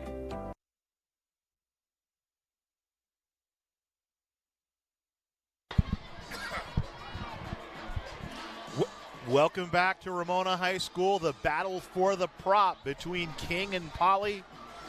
14th meeting between these two teams. The two principals out in style, repping their schools. This game went to overtime last year, a 1-point game at the half, 14-13 in favor of King. The Wolves came out like a house of fire. This is Johnny Gardner. He gets into the end zone off a turnover at 6:39 of the first quarter to give King an 8-0 lead. The 2-point conversion followed right after that. Then a second turnover by Poly. A nice completion here, but Telemac puts the ball on the turf and King recovers. After a penalty, pushes them back to the 20. They engineer a pretty good drive. There's a run by Gardner. And then here's the big play. Jaden Coffer launches it to Donovan Brady, who brings the ball down at about the 32-yard line. One-on-one coverage there with Sanchez. And Gardner again does the job, takes it in to make it a 14-0 ball game in favor of King.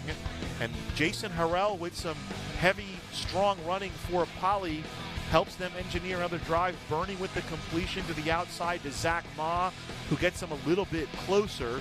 Bernie had to leave the game, but on 4th and 4 from the 35-yard line, no fear, Ethan LaMontagne connects with Brody Brown for the touchdown. Lost the ball, but he broke in the plane to make it a 14-7 ball game. And then Poly comes back again. Some more tough running there by Harrell. Harrell again avoiding a couple of tackles. He ends up losing yardage on this play, but impressive nonetheless. And then here's Bernie completing the ball for a first down. They tack on a penalty to that. Bernie throwing again, and LeMontagne on the receiving end this time. He'd already thrown for a touchdown. Now he's caught a touchdown. The extra point, though, is wide right, and it's 14-13. That's where we stand here at the halftime. Ghazal Hassan back with you along with Jeff Gorham. Nick Rice down on the sideline. We had an overtime game between these two teams last year, Jeff. It's a close one again here as we start the second half. I'll tell you what, these two teams really, really play up to their capabilities in this big rivalry game. And I'll tell you, great one last year, maybe even better tonight. Some of the people who were involved in the game last year for Poly, Jermaine Henderson, who scored the winning touchdown, he is now off playing college football at Santa Ana College down in Orange County. Warren Harden, a 3-year starter for Poly. He's up at Eastern Washington, up in the Palouse, playing in the Big Sky. How about, remember Lauren Garthwaite? Lauren Garthwaite at Grand Canyon, a soccer player there, a goalkeeper for Grand Canyon, and Camden Carmen, he is at the University of Redlands playing for Mike Maynard. Yeah, great stories from all of those young men and women. So Colin Avery will tee it up for Poly, and King gets the ball to start the second half. Donovan Brady deep along with Onate Ingifa. 14-13, King on top. Ghazal Hassan, Jeff Gorham, Nick Rice with you, along with our award-winning Riverside TV crew. Thanks for joining us. Saturday night high school football. Rockin' crowd here. Neutral site game, but both sides filling up pretty well, Jeff Gorham. Yeah, I'll tell you, man, this is an incredible atmosphere. It's palpable here. Both teams with a lot to play for, just trying to inject some energy into both of their seasons. Second half underway. Squib kick. Fielded at about the 30-yard line. And it'll be King football starting from the 30.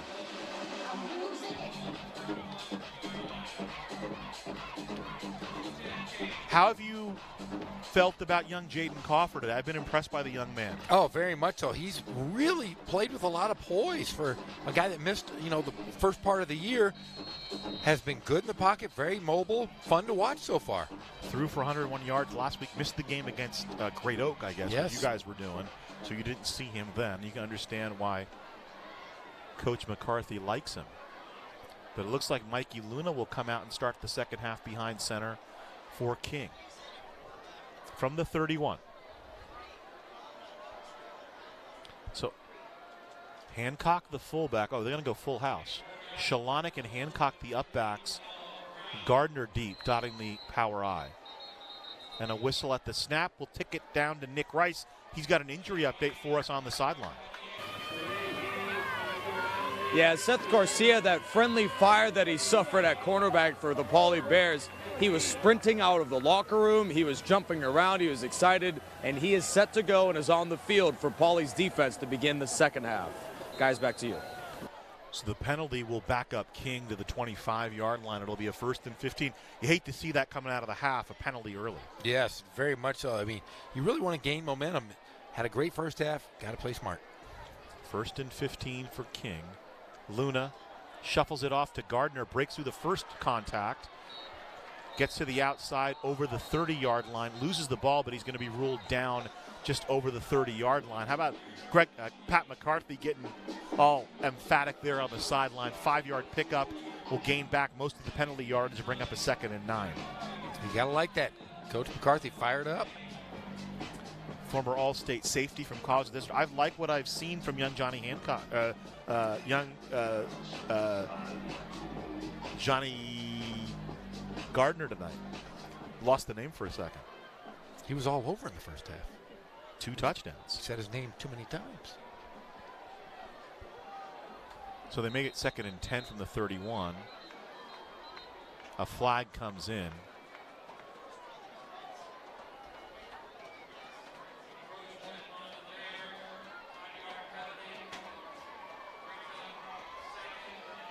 So the Zebras giveth, the Zebras taketh away and the Zebras giveth. There was a penalty against King earlier.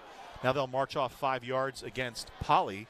That'll make it a 2nd and 5 from the 36.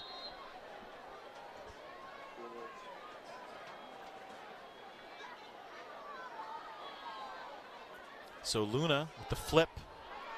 Here's Looks like Gardner didn't have anywhere to go. Ledbetter, I think, was the first man to him. Check that. That was Tyler Smith. That wasn't Gardner. Tyler Smith getting the carry, and Daniel Ledbetter, Mikey Schutten was there as well, along with Luke Pruitt. When I read Luke Pruitt's name, I always think of Ray Pruitt from Beverly Hills 90210. I remember that. Remember they had the reboot recently. That's so right. got me thinking about that. Did you watch the reboot? I did watch the reboot. Do you like it? I enjoyed it. Let's put it that way. I'm always questionable about those reboots. I know they're bringing back Frasier, though. 3rd and 6 from the 36 of King.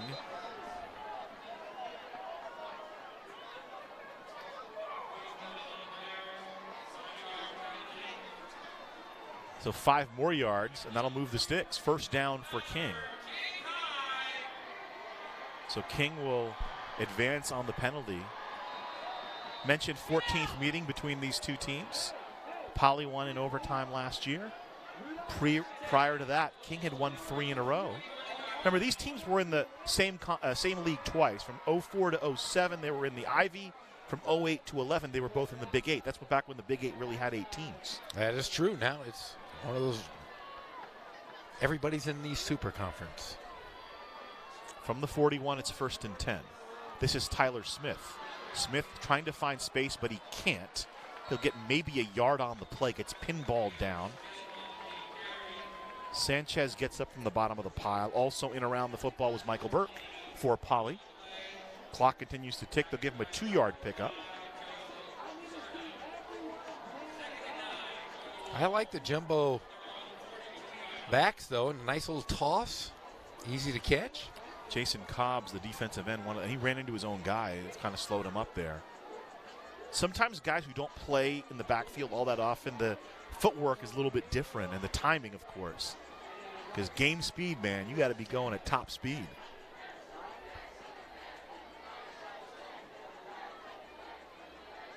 This looks like Gardner is the tailback yet again. 2nd and 9 for King from the 42. There have been more flags tonight than the Memorial Day Parade in Ramsey, New Jersey. They line Main Street with flags. It's crazy. I'm telling you, these last 2 nights, I never want to see a yellow flag again. I mean, obviously, listen, the officials, if something goes wrong, they got to throw a flag. So I don't blame them. They're just doing their job. I blame TV. I blame us because they know they can. If they throw a flag, they're going to watch their replay. And the City Riverside prevents Carnaval Musical, Jeff Gorham's favorite Riverside event, September 20, 21st, and 22. Fairmont Park, just there off the 60. More information, 951-826-2000. Here's the play. Running play to the outside. Gardner again, and we tackle just over. There's nothing better than 40-yard line. Sorry. Cheese, beans, lovely chips, and dancing music. If I was ever in prison for a long period of time, I could do without anything. Just give me a vat of chips and salsa every day. I'll survive on chips and salsa. What's your favorite go-to salsa? Good from salsa. You know, it just varies. Like I go back and forth between the green and the red and the hot and the mild. It just depends on my mood. I'm a pace guy at home. Oh, are you? I love the pace. 3rd and 11 from the 40. Coffer back in. Here comes the blitz. Steps up, avoiding Schutten. Throws it down the field, just gets rid of it. It'll be 4th down, burns the down to get out of danger. And that's got to be tough for a young quarterback. You know, Coffer didn't have a lot of reps. To have him off the field and just throw him out there in a 3rd and long situation, got to be a tough situation. But obviously they've worked on that in practice. And smart enough to get outside the tackle box right there and get rid of it. So Poly's defense holds, and Bloomdahl out there to kick it away. And guess who's deep to receive for Poly? Mr. Everything, Ethan Lamontagne.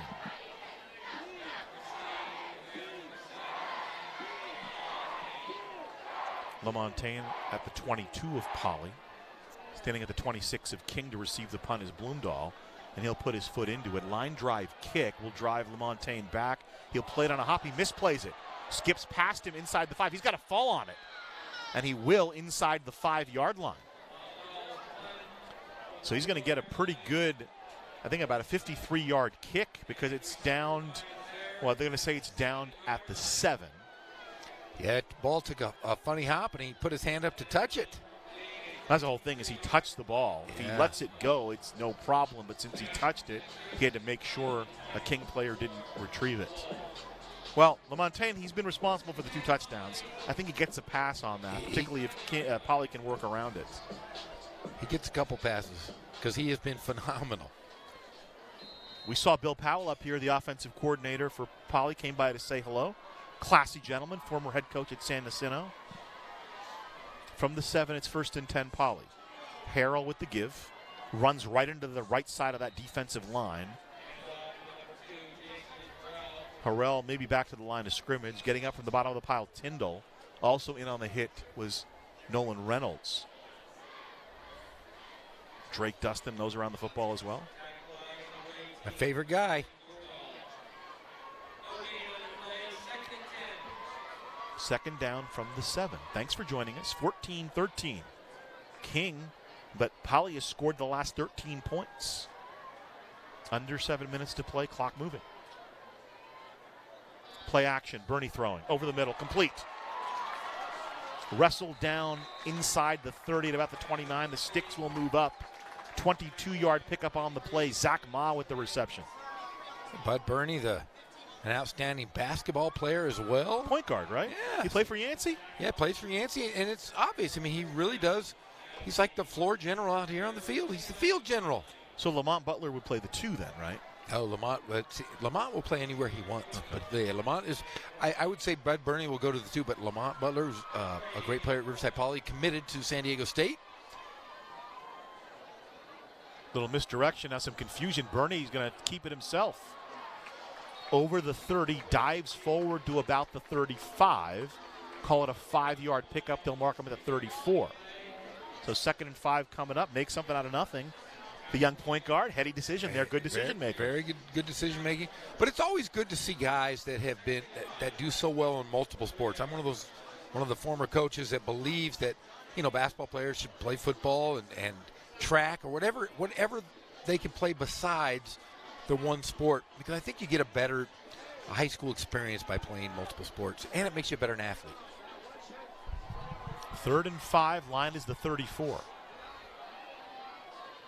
Harrell gets by Cobbs. Cobbs, though, second effort, no. Getting around to the outside is Harrell, finally tackled as he gets over the 40-yard line, coming to close Donovan Brady on the hit. Yeah, great run there.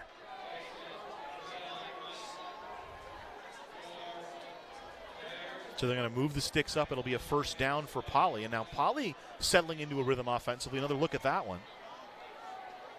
Eludes Cobbs, and then what a move there. Gets the ball in the outside hand, and finally, I guess Dustin got there first, and Brady kind of just cleaned up. From the 41, it's 1st and 10. Poly trailing by 1. Looking to go ahead in this football game.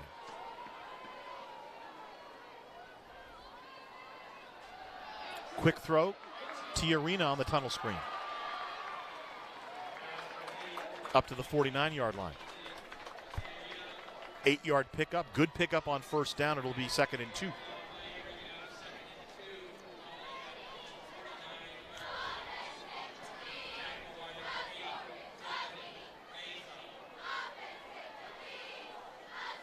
So Bernie looked like he had a little bit of an option there, maybe audible at the line of scrimmage. LaMontagne to the near side. To his right, Brody Brown, and then Zach Ma flexed out.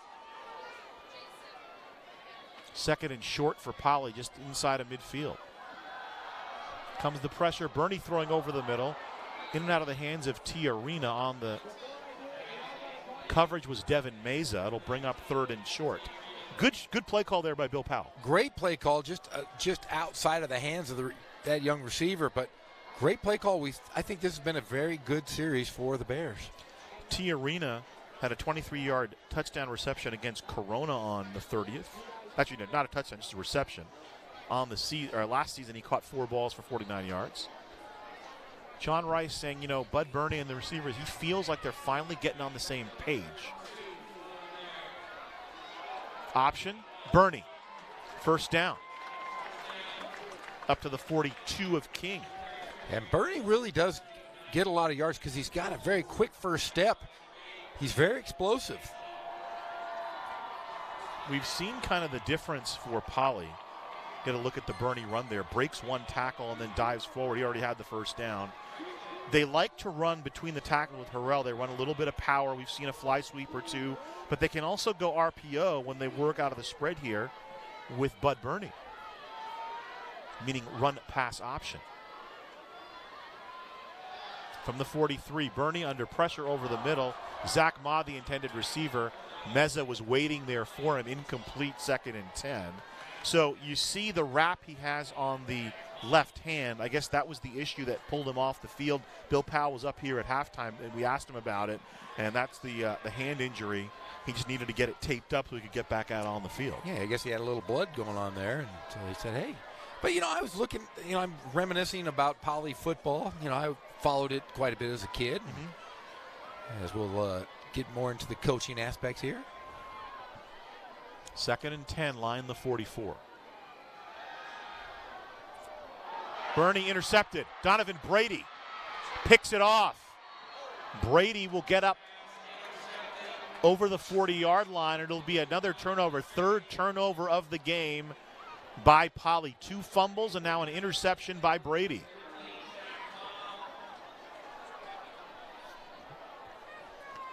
Looks like there's an injury on the field as well. A Poly Bear stays down. The medical staff will attend to him. I was talking about the all-time great coaches in Riverside, and a lot of them were Riverside Poly football coaches. And, they've got Hall of Fame coaches. Ben Hammerschmidt, who I think held the longest tenured coach in Riverside. I think it was 26 years. Wow. Ken Batdorf's going to pass that this year with 27 years under his belt. And Mike Barty ahead of that? Mike Barty, as far as basketball coaches, but he did step down for 2 years. Right. But Ben Hammerschmidt was a Hall of Fame football coach for many years. Mike Churchill took them to a couple championships. Barry Meyer and Dennis Brown, who we saw earlier tonight, who took Riverside Poly to the CIF championship. And now the great John Rice. It's nice to see guys that are true football coaches that have been not only great coaches on the field, but off the field in the community and continue to this day to really help the Riverside community. So all those guys, I was just thinking about those Riverside Poly football coaches, great guys, great mentors of mine. So Zach Ma leaves the field. Looks like an ankle. Might have tweaked an ankle there as he was getting help off the field. We hope he's okay. 1st and 10 from the 40. It'll be for Poly. Excuse me, for King. So now he's getting able to put some weight on it and walk off. So hopefully that's not too serious. The turnover, the interception by Donovan Brady. So now down by 1 point. Poly turns it over, and now King back on the offense. Good field position for the Wolves. Luna gets it back to Gardner. Gardner tries the middle, just running to the left side. About a 4-yard pickup on 1st down, 2nd and 6 coming up. So Mikey Luna plays quarterback kind of when they're in more of a tight set, when they're running that power. And then when they want the option to throw the football, that's when Coffer comes in. Tight set. Full house backfield. Back to Gardner. Gardner ran right into Michael Burke's arms. Go down right there, maybe a yard.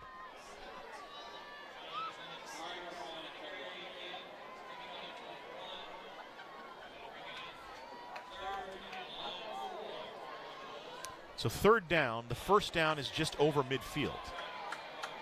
So let's see who comes in at quarterback. Does Luna stay in? Looks like I see some receivers there. So Gardner's still on the field, but Luna's still out there. 3rd down and 4. Luna goes to Gardner. Gardner picking his way up the middle, finds some space, and works his way over to the Poly side of the field. Tackle at the 45-yard line. He's slung down by Seth Garcia. Good to see Garcia back into the ball game. And a 1st down for King. What a night at the office for Johnny Gardner, Jeff. No, he has been fantastic. We saw him early in the first half. Was just great. I think this offense is perfect for that young man with those 2 giant blockers ahead of him. 3, actually, if you're including the quarterback. 1st and 10 from the 45 of Poly. Here's Gardner trying to pick his way. Grabbed from behind by the Poly defender. Angel Sanchez had a piece of the jersey. He'll maybe get back to the line of scrimmage and bring up 2nd and 10.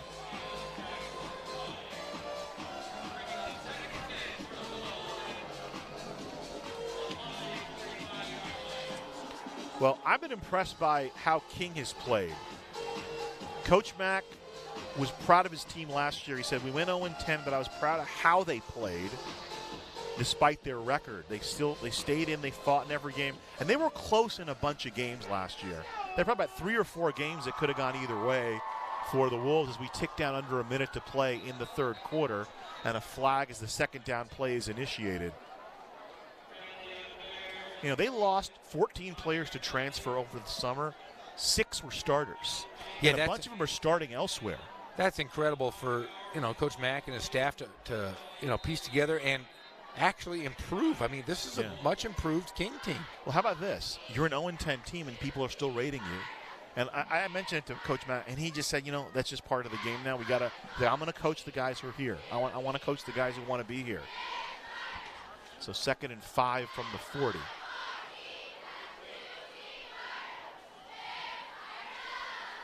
Gardner, the same play. And he's got some space, still on his feet. Inside the 30, finally dragged down by multiple Bears at the 21-yard line.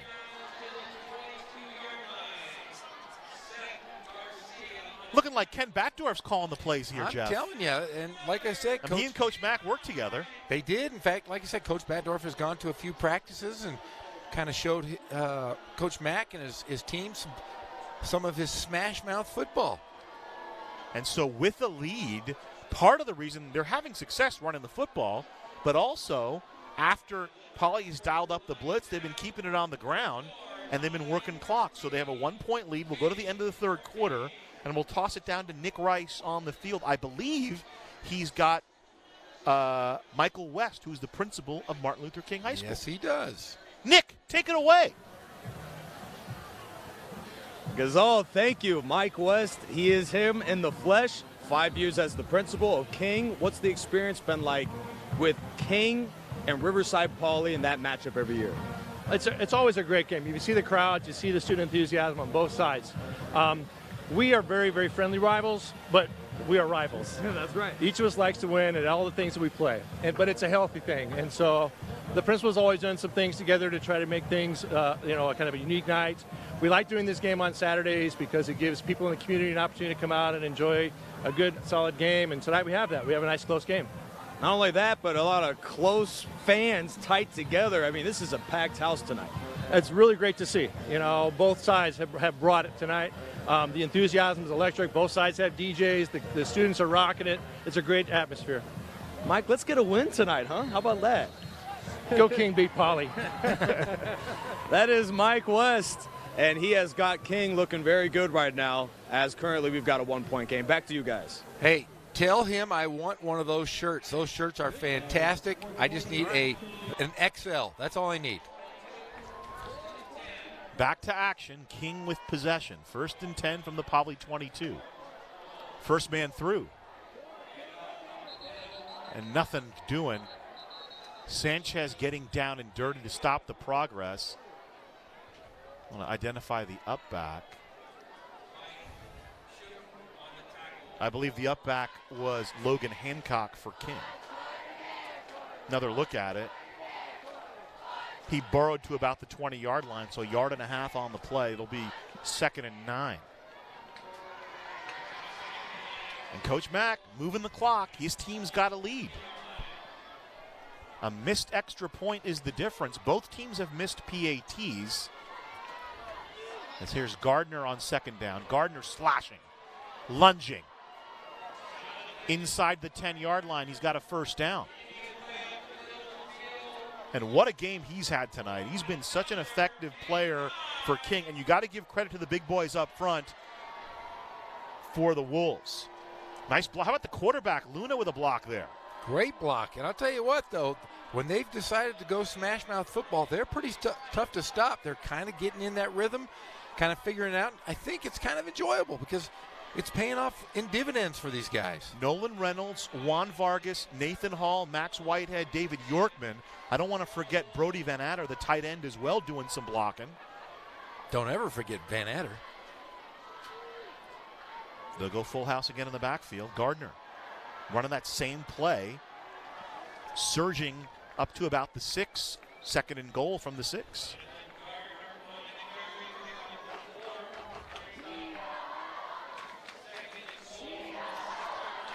The big boys up front need to get some love. I also want to mention, I see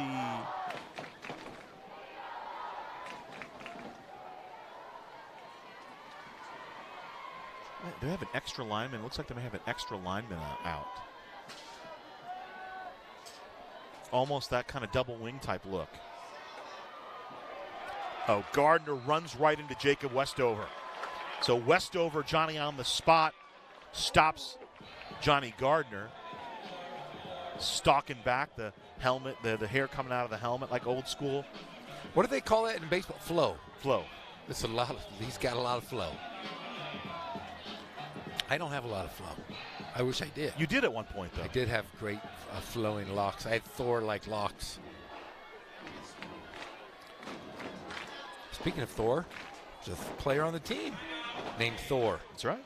I also have a brand new dog named Thor, which I've discussed at length here the last few games. And I'm telling you, man, he's causing problems in the Gorham house. We got a game, though, here. We got a good game. Timeout by King, 14-13.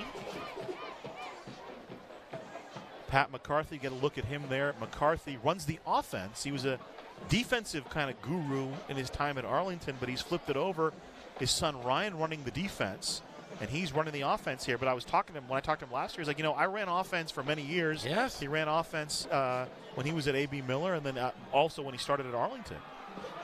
He's got a pretty good staff as well. Bob Green, the former football player at the University of California, as we see him right in front of Coach Mack. And Ray Villarreal, who was the offensive coordinator for a number of years for Ken Batdorf at Norte Vista. And there's a weird thing because I know Coach Mack was an assistant at King under Kevin Corridon for a year. Yes. And then he bumped over to work with Ken Batdorf. Coach Batdorf, right. He took him to the CIF That's right, 2016, that's right. And then after Coach Corridon left after the 2016 season, Coach McCarthy took over at King.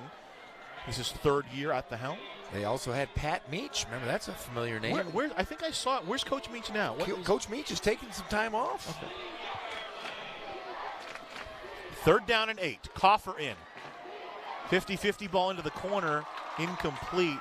Face guarding, remember, face guarding is legal as long as you don't make contact. Donovan Brady was matched up on the outside. It was a linebacker that picked up the coverage. Mike Schutten was the one face guarding, and it's 4th down. Yeah, great defense by Schutten there.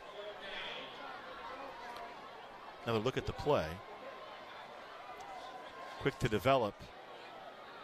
He ran, I think he was the corner route, and he threw the post route, it looked like. So a field goal attempt coming up. The ball will be placed at the 14, so a 24-yard kick for Gavin Blumdahl.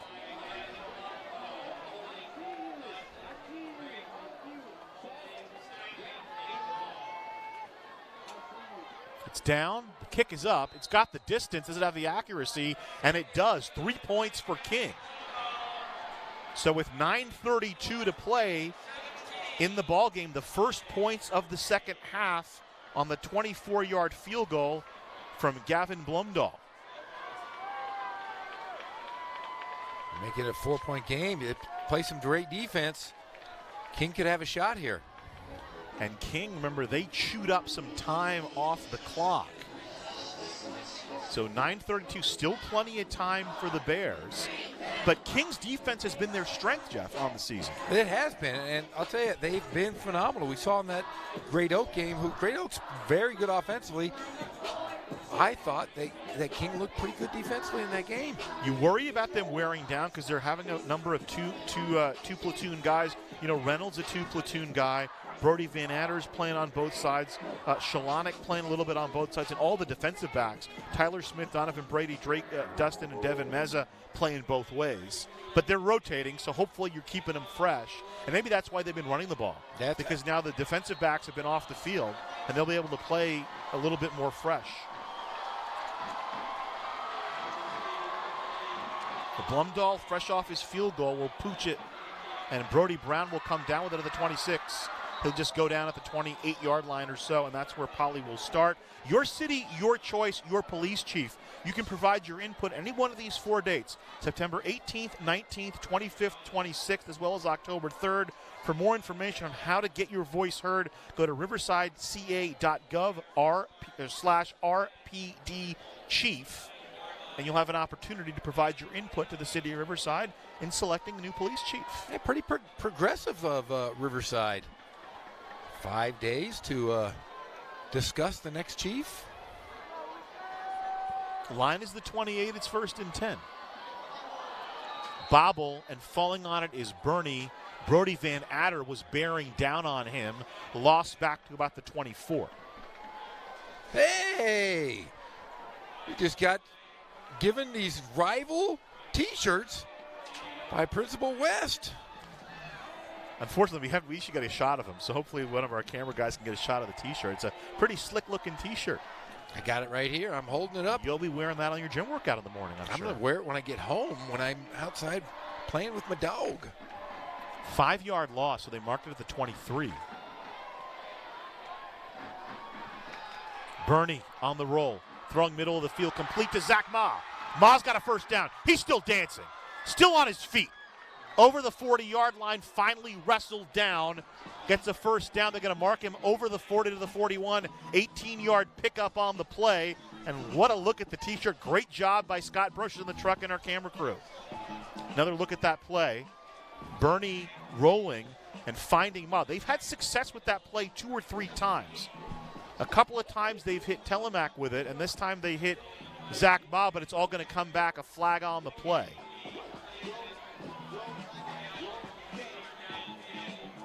So illegal man downfield. Second time they've called that foul against Riverside Poly, and back to the 19-yard line the football goes. Well, nice to see Zach Ma seem to be very nimble on that ankle. Yeah, seemed fine on that play. So Poly, John Rice said it at halftime, we got to stop shooting ourselves in the foot. 3 turnovers and now a penalty. Get a look at our man Tim Roach. Tick down towards 8 minutes remaining in this one. 2nd and 20. Ball marked at the 18. Little razzle-dazzle. Brody Brown on the flea flicker. Down the field, complete to Bernie. Bernie up over the 40. Trickeration by Bill Powell. And a first down for the Bears. Nothing better than the flea flicker. Tell us how it developed here, Jeff. Reverse. And a great pass, look downfield. Tyler Smith with the initial shot. Yeah, great. And that's strategery. Because when you give the ball to LeMontagne, you expect him to throw the ball. Exactly. Then he gives it up to Brody Brown, and Brody throws the ball down to Bernie. And who's going to guard the quarterback? Nobody. Great play, great call. From the 43, 1st and 10 for Poly. Here's the give to Pruitt. Pruitt surges up for a couple of yards to the 45. Remember Jamie Walters played Ray Pruitt on 90210 when he had that hit song? How do you talk to an angel? Remember that? He was on another show. So what happened was he was on a show called The Heights, and he was like the singer-songwriter, and they canceled The Heights. And and that song became a hit. So they had to bring him over. We got to put him on the show, and they put him on BH 90210. Oh, that's so funny. 3-yard run there makes it 2nd and 7 from the 45. Bernie thrown to the outside. Here's Tiarina. Tiarina leaning forward. Hit at the 50. Devin Meza rides him out of bounds, but he gets into King territory. So about a 7-yard pickup. He'll get to the King side of the field on the 48. Ethan Tiarina makes the play, the junior. 2nd reception on the evening for him.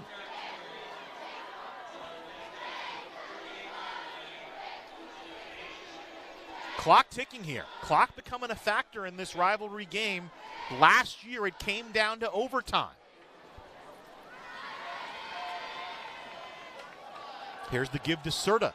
Serta dishing out some punishment.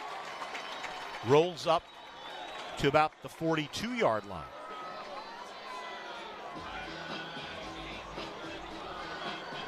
Remember the matchup last year ended with a run by Jermaine Henderson as it's a first down. Poly had the chance to win it twice in regulation. They missed a field goal. There was a penalty and they missed again. But King couldn't hold a lead. It was a 17-10 King lead. And then Poly tied it, I think, with about 6 minutes to go.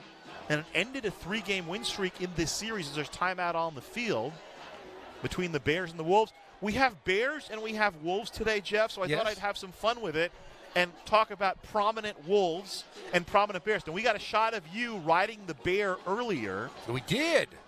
On the track, you were on the Bear. There's a ceramic bear down, about the 10-yard line?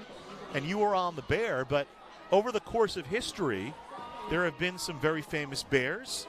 And there have been some very famous Wolves. Can we see the Bears? So Yogi and Boo Boo is obvious. Remember the Jefferson High Bears? I do. Remember the Brady Bunch? Yes, when Marcia's trying out for the cheerleading team, it's the Bears. Yes. And Greg was the judge. Remember, he was choosing between his girlfriend and then some famous wolves. Peter and the Wolf. Was that Tchaikovsky or something? Yes. And then the Big Bad Wolf, obviously, Red Riding Hood. Yes. Beowulf. It's not a wolf, it's a wolf. And then the American Werewolf in London. I don't know how he ended up there. And then, of course, the Los Lobos. Los Lobos from La Bamba. That's right. How will the Wolf survive? Shout out to Fozzie Bear as well. Fozzie's my all-time favorite. Thanks for indulging me with that, Jeffrey. I appreciate it. First and 10 line is the 42. Bernie to Pruitt. Here's LaMontagne looking to throw. Now he'll tuck it under. LaMontagne over the 40, about 4 yards. 2nd and 6 coming up. More razzle-dazzle from Bill Powell. I like it. I love it. But do you remember what other school that they were talking about in the Brady Bunch episode? Fremont, right? Was the rival. Fillmore, that's right. Remember Fillmore was their junior high. Junior high. F-I-F-F-F-I-L-L. There you go. F-L-L-M-M-O, yeah. There it is. There I am. So there's Jeff Gorham, and they do have the picture of the bear, though? They don't have the bear. Here's the give to Serta, sweeping to the right side. Serta hurdles up just outside the 30-yard line, close to a first down. Oh, he got it. Oh, yeah, I was riding that bear. I had Yancey up when we were laughing. He's like, get on that thing. Here it is. So here he is. I'm riding that. Hey. The great Jeff Gorham. I love the shirt, by the way. Yeah, you're like our answer to Bill Walton. I'm telling you. But, there is a tradition now that I'm going to do because we've covered this game. My dear friend Yancey, my favorite Hawaiian. I try to always go Hawaiian shirt. I'm wearing white pants, though, after Labor Day. That was my only mistake. From the 31, it's 1st and 10. Serta dropped in the backfield. Cobbs with the tackle for King. A loss about a yard on the play. Clock continues to run. 4-point lead for King. We're under 5 minutes to play. And now it's flipped. If you're John Rice, obviously, you're trying to run clock, but you need to score. You need to get into the end zone. You got to score. Kicking's not going to do it. You've got to score the football. Harrell has gotten some rest. He's fresh now, back in the ball game.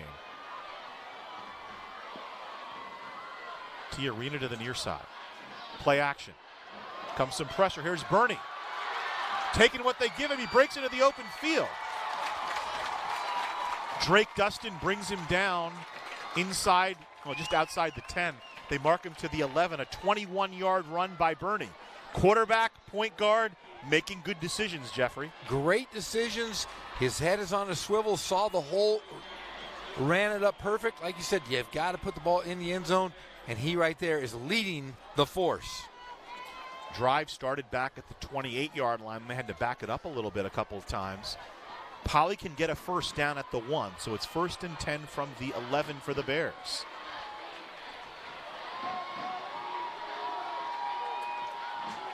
Harrell wrapped up. Shalonik coming in and cleaning that play up. Shalonik, the senior linebacker, got into 4 games last year at the varsity level, making 8 tackles. Starter this year, also playing a little fullback. So a 3-yard loss, making it 2nd and 13. Clock moving towards 3 minutes.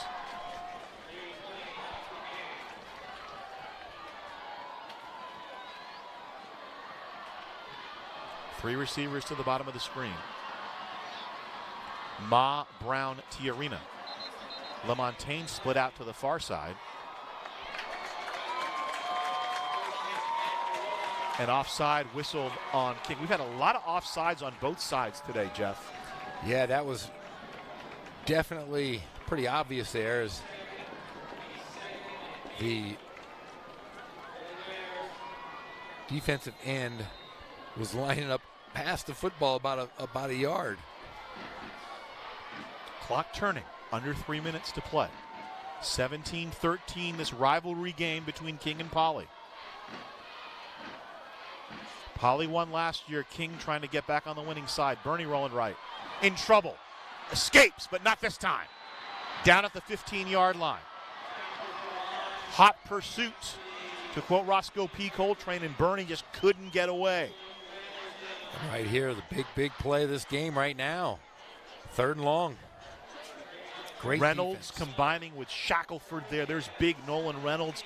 Two-way starter. He's the left tackle on offense. And Coach McCarthy said, listen, D1 schools are going to be sniffing around this guy.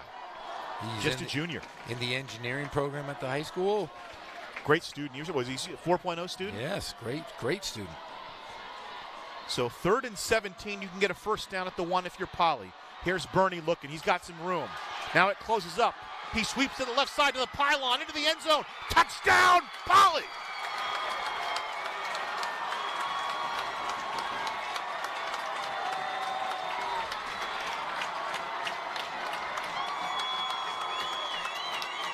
We said Bernie had a big game against Corona with his feet, and he makes a huge play there, Jeffrey, on 3rd and 17. You talk about him being a point guard. Again, makes the right decision. Made the right decision. Had a receiver open, but saw the hole, and why not sacrifice everything, go for it. Important PAT here. And like Elvis Costello, Colin Avery's aim is true, and it's a 3-point game. Bernie kind of sees the play develop and makes the decision to tuck it under there. And then just nothing but green space as he gets into the end zone. So here we go, coming down to the final 2 minutes. Now, the disadvantage for the Wolves is there's a sense of urgency. They're going to have to throw the football here unless perhaps Donovan Brady can get them one of those big returns. He had about a 50-yard return earlier. Yeah, that's very important right now is field position. They've got to get it close because I'll tell you, it's hard to go 75, 80 yards under 2 minutes if you are not a high, prolific, potent offense. I would guess that Poly's going to squib it to avoid the big game hunters.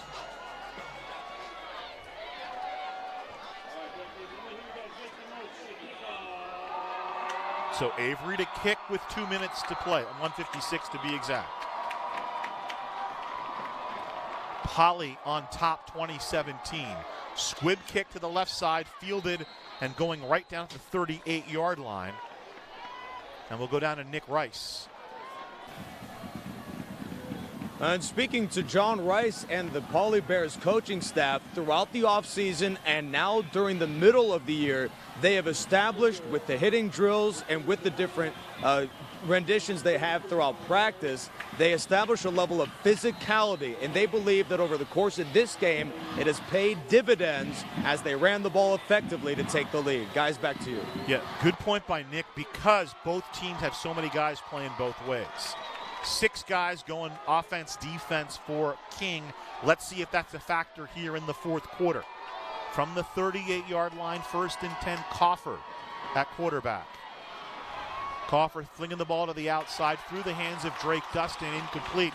Coffer was effective early, but then John Rice dialed up that blitz in the first half and kind of cooled the heels of the King passing game. And then in the second half, Pat McCarthy opted to go ground and pound, which was effective. But now he's going to need to throw the ball here with a minute 51 to go. Yeah, that's the toughest thing. If you do decide to go ground and pound, it's tough to get a lot of real estate. Now you can still run if you're King. You got a couple of timeouts to go, but you need to break off a play. Coffer, deep drop. launches it down the sideline. One-on-one is Brady. Brady brings it in, but he was out of bounds. Brady one-on-one down the field with Mike Schutten in coverage.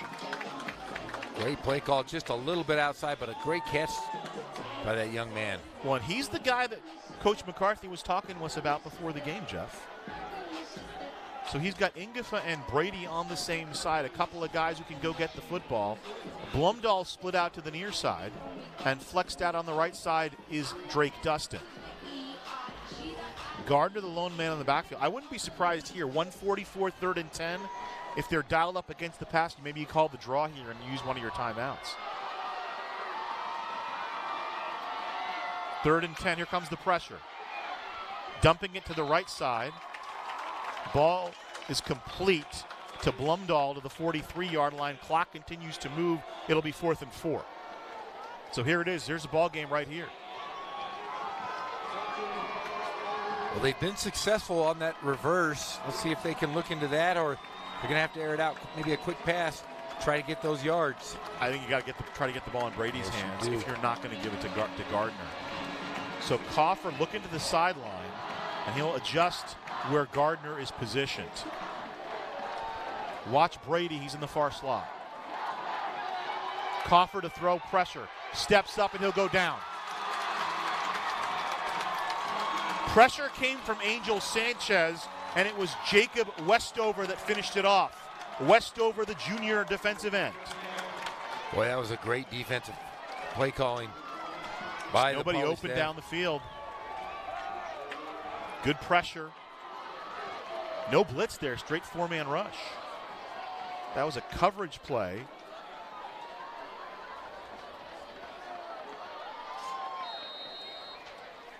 So 2 timeouts left for King with 56 seconds to play.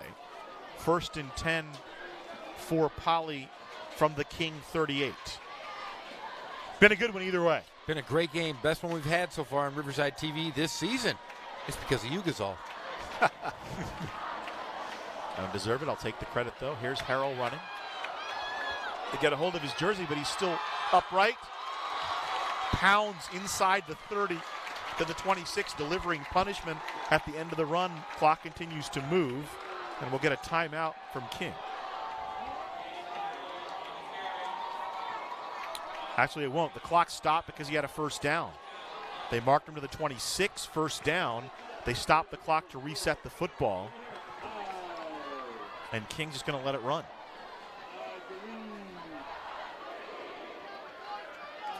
Well, the crowd tonight, Jeff, they got their money's worth. Great rivalry matchup between a couple of city teams. A great Saturday night community event here.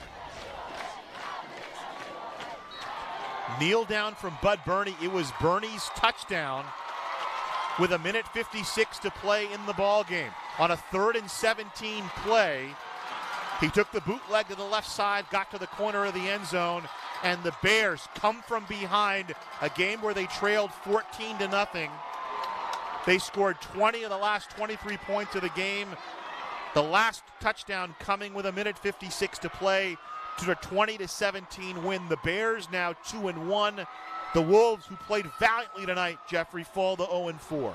Yeah, but I'll tell you what, if you are Coach McCarthy, you've got to say, even though you didn't get a victory, you've got moral victories. You played a great game, and they're getting better and better. And like you said, they have an opportunity to do some damage in the Big 8. That's something they haven't done in the last few years. And at this stage, what it's about is progress, and I think you can see the progress that King has made from week 1 when you saw them on Riverside TV against Great Oak to this week. And obviously, when it's a rivalry game, you can kind of throw the records out the door. It's going to be a dogfight till the end. It's been that way every time we've done a King Poly game. No different tonight here at Ramona High School. Yeah, it was a great one. And I'll tell you, it's just going to continue to get better for both of these ball clubs. Coach Rice, Coach Powell did a great job calling and adjusting in this game. Poly back here next week. They'll play against Ramona. Ramona is 3-0. Your alma mater led by Ken Mashinsky. And next week, King will travel to Shadow Hills. Actually, no, they'll host Shadow Hills. Shadow Hills, a Division 12 team at 1-2. And I'm guessing that Nick Rice will get John Rice for a post-game chat. We'll keep it here for the moment. But Bud Burney with a big game. Also Ethan LaMontagne with a big game for Poly. Threw for a touchdown, caught a touchdown as well. And then Johnny Gardner did a great job for King tonight. Coffer, I thought, was pretty good. They have Donovan Brady. We've seen the weapons that they have. But I also think both defenses acquitted themselves well. They did. They did exactly what they were supposed to do. They adjusted on the fly. They did a great job. Get a look at the two principals holding the prop, which is the rivalry booty here, so it'll stay with Poly for another year. Johnny Gardner, get a look at him. He had a great first half. Great game altogether, but the first half he had a couple of touchdown runs for King to give them that 14-0 lead. 2 turnovers by the Bears gave them that 14-0 lead, and then Poly came back.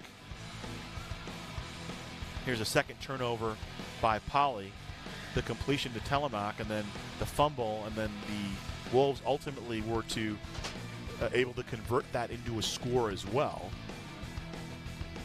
Look at Gardner here running early, and this is a big throw from Coffer to Donovan Brady. Nice catch there in one-on-one coverage against Sanchez.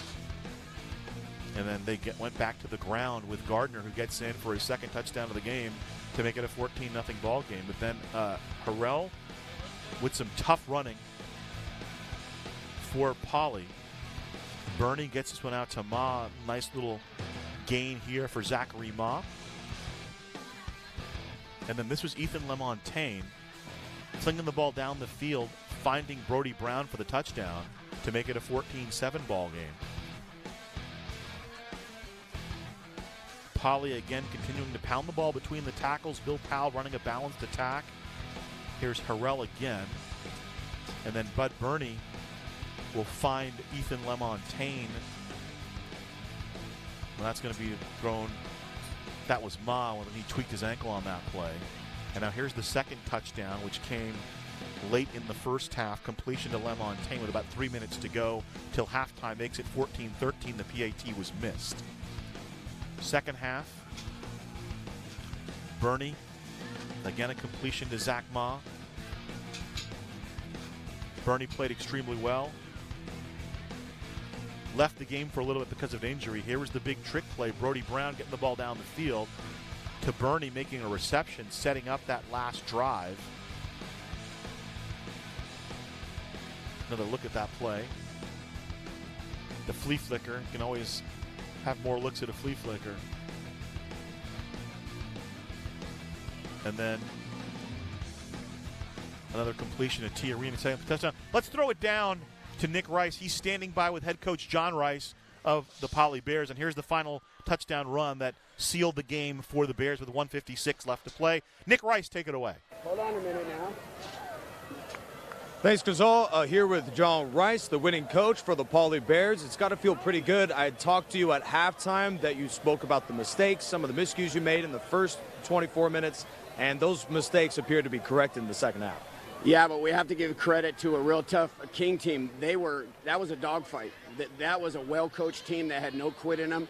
We did make a few adjustments, and the coaches have nothing to do with the players who have the fight. We cannot teach heart, so I think we learned more in the long run about ourselves that we weren't going to get down. We were able to rebound and have some tenacity. So I'm happy for the entire Poly community, who every year waits for this game and gives so much back to the players. Yeah, this really was an impressive win for you guys after the slow start. It appeared the physicality and the strength of your team began to take over. Is that an emphasis of your team throughout the season? We practice fast, and we don't really condition at the end. We practice at a high pace, and the point is we're supposed to make the game a little easier. And they hit us in the mouth. They did a really good job, and so the question was how we were going to respond. So we responded well. We had a good talk, and then we were in a dogfight. They drove down 60, 70 yards, and then we stiffened our backs. So that is what I was most proud of, that we were able to hold them to 3 points after a long drive in the second half. Yeah, really a thrilling way to end things. After a tough loss, you guys come back and win this one today. How do you keep this thing going now with conference play coming up? One game at a time. So that one's done. So we're going to start getting ready for Ramona, who has a great team and a great coaching staff. And that's going to be a great ball game as well. And we're looking forward to that challenge as well. Coach, it was a thrill to watch you guys the whole way. Winning coach John Rice, and a wonderful football game and a victory for the Poly Bears, who are now 2-1 this year. Final thoughts back up to you guys up in the studio. Nick Rice, thank you very much. Shakespearean scholar John Rice, teaching Romeo and Juliet this year, 9th grade English at Poly High School. Final thoughts, Jeff Gorham. I just thought both teams played well. They brought it. They gave it everything they had. Sloppy in the first half, fumbles here and there, but they played great football. This has been a pleasure to watch, and I look forward to this game every single year. Yeah, it was a particularly eventful Saturday night here at Ramona High School. A couple of rivals get together. They got down tonight in Riverside on Saturday night. It was the Bears for the second straight year coming away with the win against the Wolves of King. Well, we'll talk to you again next week. Thanks to Nick Rice down on the field, and of course yourself, Jeff Gorham, and our entire award-winning Riverside TV crew. Until next week, my name is Ghazal Hassan. Final score tonight, Poly 20, King 17. So long, everybody.